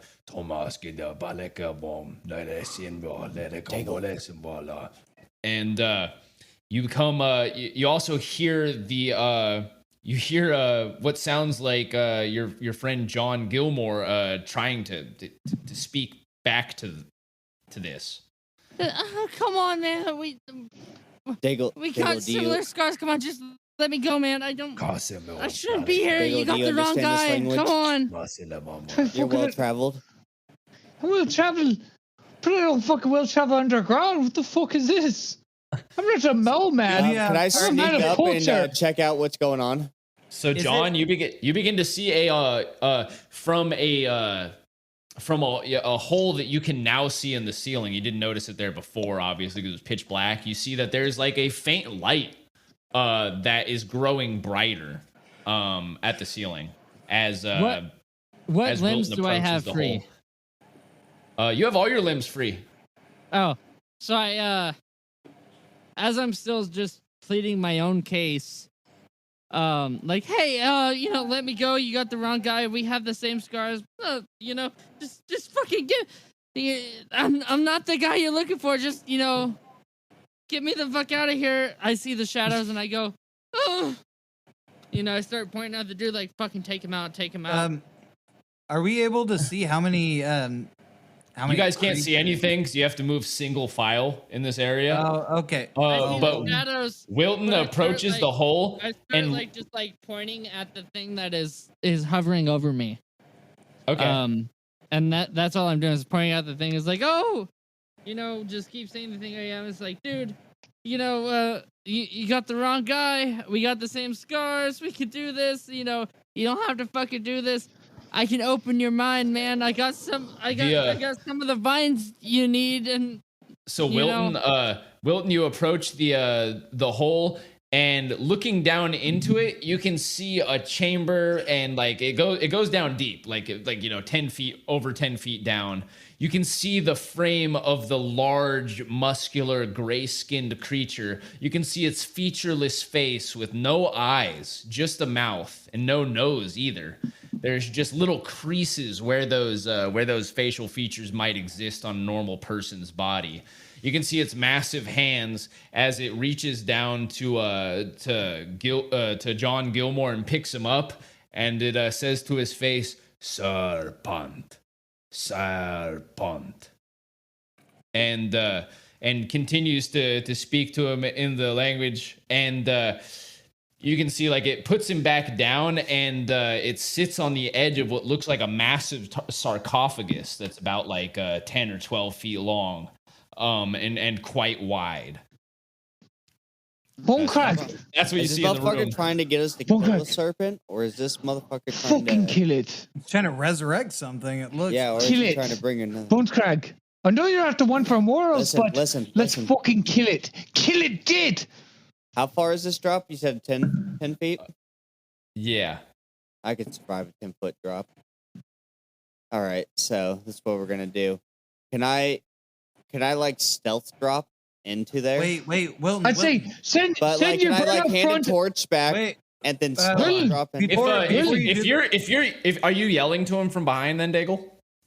Oh, am I not put the head with them or no? No, it's a single file tube, essentially. You guys are in a tube that only one man can fit. So it's you're behind him and you're behind Edgar actually because you wanted to get in last. Is there any way am I I not can slide him? Can I slide? What? Am I close enough to slide Flint to him? The Daigle's Flint, because that arrow thing, just in case. You're right at his feet. Is there any way I can slide the Flint to him just in case he needs it? Because we might need a fire arrow. Yeah, you can hand him something. Yes. Okay, I want to slide him the Flint and just nod to him like he understands what I'm getting at. So I'll give him Daigle's Flint. Okay, I'm gonna keep referring to as Daigle's something Flint so we don't lose. Okay, so Wilton, you feel something like somebody touching your leg, and you look back to see Edgar is trying to hand you a piece of Flint. I reach back and grab it. But I linger on his hand when I grab it. And I say, "We'll make it out of this, my friend." And I grab the flint and turn around. Okay, and what do you do? I look at Daigle and thumbs up. So, John, you can see the torch now. You can see the edge of the torch as Wilton is there, in the ceiling. You don't know who's there, but you can see the torch. Can I pull see it and I'm like, the light of the gods. And I steady myself and I ready myself. Is this tunnel too small for me to ready a bow if I'm hanging out the end of it? You could. If you're laid flat and Yeah, if I was hanging out the end of it, just my. Okay. So yes, you would not be able to ready a bow from up in here because it would be. I mean, you could try, but you'd be hanging over the hole. Didn't like those odds. You wouldn't be. You'd also not be able to hold the torch while you were doing that. Oh yeah. Let's see. Can I just stealth drop down then? And Sure. Can I hand the torch back to Edgar? Slide it back, and then I want to stealth drop myself down. I happily oblige. Okay. Edgar takes the torch and Go ahead and roll a. I don't think you have. Do you have stealth or? Oh, dude, that's plus your dex. So what's your dex bonus? +3. You nimble-footed fuck. so Wilton, as you come up to the edge of the hole and you do some fucking backwoods mental calculations, and you fling yourself through the hole and you land in a crouch silently behind the creature. John sees you land there, and you're right behind it, and you have your bow in your hand readied. It's not aware that you're there. Can I try to communicate with my eyes, just like, hey, take him, distract him, let me get myself fucking ready. You know, it's like I don't know whether he reads that. If you want to look at me in the video, I'm just like this. This gives Edgar and Daigle a chance to edge closer to the hole with the torch. So like the light's gone for a moment or very dim, and then the light comes back into the room as Edgar approaches the hole with Daigle behind him. And now you can see this massive creature, no features on its face other than its mouth, large arms, standing about 10 feet tall. And you see John sitting or standing on one side of a sarcophagus, and then Wilton behind him with his bow. And it looks like he's getting ready to shoot. Edgar, draw my bow. Are these tunnels? They're literally only like one person long. There's no way we can 3 feet by 3 feet. So there's no way I can shimmy Daigle in front of me because he's more of a stealth guy than me. Actually, I mean, yeah. If you tried, he could shimmy over you. Do you want to cross? Do you want to rub tips and get in front of me? Yeah, rub tips and get in front of me because you're better in this situation. Because there's no way I'm sneaking down this without drawing attention. Okay, so I squeeze through, and then can I drop down and roll a check? Yeah, well, before that happens, what are you doing, Wilton? Are you firing, or what are you doing? Yeah, I want to shoot an arrow at the base. Okay, roll for before we're in position. Yep. So roll 2 d20s. You get to attack with advantage because it has no idea you're there. I was just trying to get Daigle down there because I know he'd be able to sneak. Oh, he's got a nat 20. It's a critical hit. That's a two d20s. Is that the fire arrow? Yeah, but he rolled with advantage, which is why he rolled 2 d20s. Oh, so gotcha. He gets the 20. He gets the 20. So, nice. Is that the fire arrow? It's I mean, it's not on fire. No, did you not flint? Arrow. Oh, you didn't do the. Okay. Well, I can't flint behind a creature when I just snuck up behind him. He's gonna hear me sparking that bitch. Yeah, that's true. My bad. So, yeah, go ahead and roll 2d8 for damage. And then as this is happening, I'll say that you and Daigle are, oh my god, you and Daigle are mid transit right now. You guys are like transferring spots right now. You guys are sliding past each other. Oh shit! Edgar's holding the torch, off to the side so it doesn't burn you, and he's like laying up against the wall, and you're shimmying past him to get into the room. And what you see right as you get up to the hole, you see Wilton standing behind the creature, and you see him just let go of the arrow, and it goes right into the back of the creature's head. My man. So he's facing towards me, right? The creature's still facing towards you, and so now everybody roll for initiative. Now we know where everybody's locations. You two in the ceiling, Wilton behind the creature, John on the front of the creature. This is interesting. I love the positioning that's going on right now. This is kind of funny. You guys have. It's like, let's go again. I can't believe you started out with a crit, dude. That was tight. I know, that was fucking dope. That was pretty dope. Dope. My man, Bonecrag, my man. Wilton, the man of less words than everybody and fucking murdering everything. He's a silent murderer. Told you, I just really like killing. He's just like, there's only two things. There's only two things he loves: digging holes and murder. And I don't see no holes being dug. Here I go killing again. Well, he really does love digging holes. So the more holes he gets to dig for the graves, the more he enjoys himself. Call me the grave digger. Well, he's digging himself to hell right now with all these murders. All right, call it conflict of interest. Oddly enough, you get to go again, Wilton, because you got the highest initiative. Fucking getting Mr. Can I grab one of the arrows that Edgar dipped, and can I flint it up and shoot it at the creature again? I don't think you'd be able to do that in one turn. Okay, let's see. Okay, I just want to shoot him in the face with fucking another arrow again. Then. I mean, you can. Okay, here I'll make you this deal though. Okay, you can try a survival roll to try to get it lit and fire it, but if you fail your survival check, then you don't get to attack this turn. And that's a D20. Oh, that's a big one. I'm gonna roll it. Come on, baby. Come on. Survival. Oh, yes. Oh, plus your survival. That's plus 4. All right. Oh, so my God. so yeah, you go like this. You literally go. It catches after the first couple of sparks, and go ahead and let it fly. Roll a D20 for attack now. Fuck yeah! Come on! 20. Damn it! Yeah. It's it's John in his nutsack. Oh, actually, hey, roll. Wait. I fucking face on you. Don't I get a +5 to hit or whatever for my longbow? You do get a +5 to hit, but also roll another D20 because this creature still is turned with its back to you with your friend on the other side. So 7. 12. All right, yeah. So that's gonna So this second shot, like you were super happy about nailing it right in the back of the head, and you shot for its head again, and your flaming arrow whizzes right past the side of its head to the right, and it catches some cobwebs on fire in the upper corner of the chamber. Looks like more light, boys. It's Daigle's turn. More light. Unless you want to move, you can also reposition yourself if you want. You still have a move. Daigle, you're already on fire for that last fucking move. Let's do it. Go, Daigle. So, do I jump down through the hole? Does that cost a turn, or am I successful? That's going to be basically it's kind of like a free action because you're just dropping down.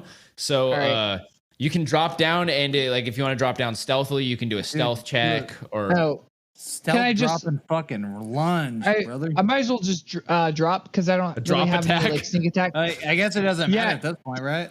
Is he directly under me? Yeah, he's almost directly under you. You could aim yourself to where you could fall on. Can I drop attack with my knives or my daggers? Oh, with both your daggers? Okay. Yes. Yeah, go ahead. The first one will deal sneak attack damage, and the second one will deal regular damage. But go ahead. If you hit. Okay, that's going to hit for the first one. Roll another D20 for your second one. Okay, yeah. So the first one stabs into him really good, and you try to get in the other one, but you kind of swing off to the side with your dagger still inside of him, and it just kind of rakes his back harmlessly with the second dagger. But he's on the side with me now, right? Yeah, sure. Let's say he's on the front. Okay. So roll 3d4. 3d4? Yeah.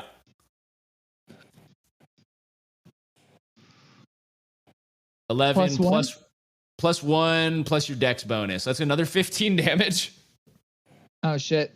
15 yeah, I got a +1 to dex. Oh, you got a +1 to dex. Dude, you got a sexy 13 damage set, dude. Okay. +2 to the dex. Sorry, +2 to the dex. Okay, so I'll add one more damage on there. Excellent, dude. Yeah, you do the damage. So it stabs into it, and you can see like by the torchlight, you can see that your dagger is like plunged all the way through its thick flesh, and it's actually like pulled down a little bit, causing it to like open up, and you can see that it's like its skin is like layers and layers thick, like blubber. Like it's like stabbing into a whale, you know? Take that, you fucking whale of a man! You fucking son of a bitch! You godforsaken abomination! You son of a bitch! Yeah, all the noise you're making as you yell and you stab into it, it is definitely taking close notice to you. And it's Edgar's turn. Can I drop down and can I drop out of the fucking little tunnel and throw one of those phosphoric acids into the blubber that's ripped open that Daigle so kindly ripped open for us? Careful not to hit me though. You're gonna have a chance of hurting Daigle. Yeah, you gotta be careful. Daigle, that's right. Are you okay with me trying that or no? Fucking throw it! Throw it! So what's the goal here? Is to do what? He's gonna throw acid on the creature to try to damage its hide. Oh, okay. You wanted to Oh throw- no, I was trying to throw something inside of its fucking fleshy, open flesh. Oh, The phosphorus acid into the Are you trying to pour it or are you trying to like throw it? chuck Norris. Did you miss it entirely, or did you hit me? I'm gonna be very upset. Okay. Here's the only issue with that is that like you have to break the vial in order to get the acid to fly on him, and if it just goes into the wound, it's not going to break open. Oh, okay. Throw it in his mouth. Try to get it in his mouth, dude. He doesn't have a mouth, nose, or eyes, right? He has a only mouth. No eyes. He has or nose only or- a mouth. No Well, can I ears chuck either. it in the mouth? You could try, yeah. Roll with disadvantage. That's not the right dice. That's not the right dice. That's a D12. So roll two D20s.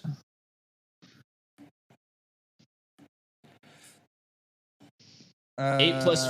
Oh shit! Yeah, so that one would be an 18, and the other would be a 13. The 13 is going to hit. So go ahead and roll for your damage. So That right is in its going to mouth? be. Yeah, so that's going to hit it in the mouth. That is going to be fuck. Yeah, since the way that it works is it hurts innards more. So go ahead and roll 4d4. Does the throw acid? Wait, Oh, throw shit. acid. That's Wait, what am I doing? That's 4d4 damage. Oh wait. You so- fucking. wait. What? Oh, four. Roll 3 more d4s 3 more d4s. because you made it Stack into 'em. its mouth. 12 and then plus your intelligence modifier. 12 plus Three? 3. 15 damage. You guys are fucking doing crazy shit. Yeah. Oh, shit. Oh my god. Okay, so Daddy, yes. with that, so here's how this all falls out. He gets shot in the head once, and then another flaming arrow flies into the corner, bang! And just at that moment, as the cobwebs are going up in flames, John is basically seeing fireworks in the air, as like fires going off inside of this chamber, sparks, and then Daigle falls down, yelling in Scottish gibberish as he stabs into the creature's blubber in its shoulder and lands on the front of it. The creature starts moving its hands to remove Daigle from his body. Just as Edgar he sees that the face is like turning this way towards like Daigle, and it opens its mouth to growl, and he chucks a vial of acid right into its mouth, which begins fizzing and foaming inside of the creature, who begins to roar.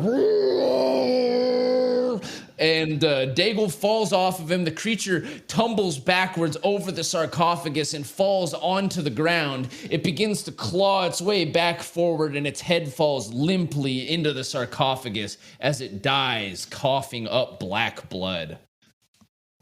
Good fucking job, you guys. Holy shit. Edgar, you know, most people ask their last meal to be a fried cooked chicken. No.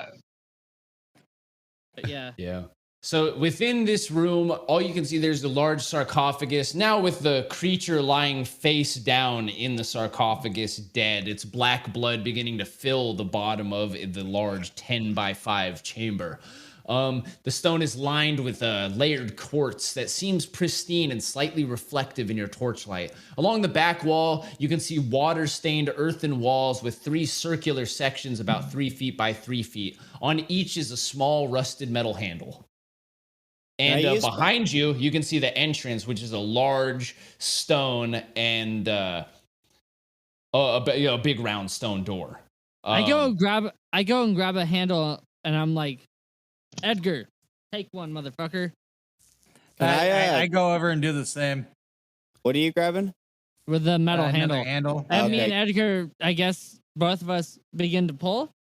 Okay, so each of you begin to pull one of them. Which ones do you pull? Because there's like left, middle, right. So Me and him are going for the left and right. I guess if there's a middle, so I'm gonna be like, hey, Yeah, fucking I'll go Wilton, to get the- on this shit. Can I cut this creature's head off and put it in my bag real quick before we think it's go a pull in giant this ass door? head. you can do whatever you want. You guys are free. So Well, don't we Didn't need it to bring the melt head from back though? acid? sure, Oh yeah, Oh, we shit. need. Yes, gotta have you're some right. kind of proof, right? Yeah. Yeah. Oh wait! Before that, We also actually, go collect from the medicine woman. Don't forget. Never mind. One at a time. One at a time. Yeah, Sorry, fucking Edgar. What am go I ahead. cutting off this motherfucker? You guys were you guys were opening. The first thing that was happening is you guys were trying to open those little doors. So let's go with that first. Okay. Okay, so Edgar, I'll grab the middle. I called Wilton over to. You guys are gonna open all three. Yeah. Fuck it. Ball out. Ready? 1, 2, 3. Pull. All right. Hold on 1 second. So who's on the left? Who's on the? You're in the middle, I'm on the right. I'm guessing that Edgar's on the left and Wilton's in the middle. That's how I envisioned it. Okay. Great. So Edgar's on the left. Edgar's on the left. I'm on the right. Wilton's in the middle. Okay. So Wilton and John, you open your chambers, and inside of them are these 2 stone levers that you can see. Edgar opens his, and a bunch of darts fly into his face. Damn. Edgar! Is that gonna kill me? Hold on. You got your armor. Hopefully you don't have your cloak anymore though. Yeah. Laugh at me again, Wilton. And I'll be my ass. They deal 7 points of damage. Jesus fucking Christ. I'm at 1 HP right now. The door is staying open, right? The door is staying open. So yeah, you have right now there are 3 darts just sticking out of your head. I pulled my I put my hand on Edgar's shoulder and I say, I've been to many places of the world, and that's a type of therapy in certain places. You're welcome. You're welcome. Therapy. I give Edgar a bottle of I give him a full bottle of brandy. Here, you'll need this. Is that gonna help with health, or is that only gonna help with? I don't care any wound. That'll help with pain, maybe. Make you feel better. Can the darts be reused as syringes at all, or no? I don't know how that.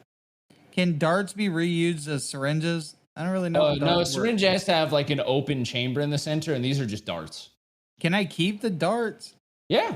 I mean, yeah, sure. They're your darts. They're in your face. How many of them are there? 3 darts sticking out of your face. Let me just keep them because maybe I can fill them later. Well, actually, because we do have Lacar. My bad. Edgar, how about you hand me the darts? Well, he's actually not with you guys. You guys don't know where Locar is. Yeah, right no, I meant like we did outside the temple. We kind of ditched them when we chased after you. Yeah, Edgar, how about you hand me the darts? And I'm a little bit better at pub games, so how about you hand me the darts? I think I'll be more successful with them, but again, anyways, I want to He's actually good with thrown weapons too. Edgar. After what I just saw, I want to keep them. I want to take a good look at the handle that had just presented itself. Okay, yes, you have it's a lever. So you can see that Wilton, your lever is pulled forward, and John, yours is pushed back. I want to kind of look that and see if anything's connected to it. Just look to everywhere, see what I can see. Do a perception roll, or a wait, what am I meaning? The wisdom. And then wisdom, I believe, is +2. Yeah. 15. Oh, perfect. So you can see that the area around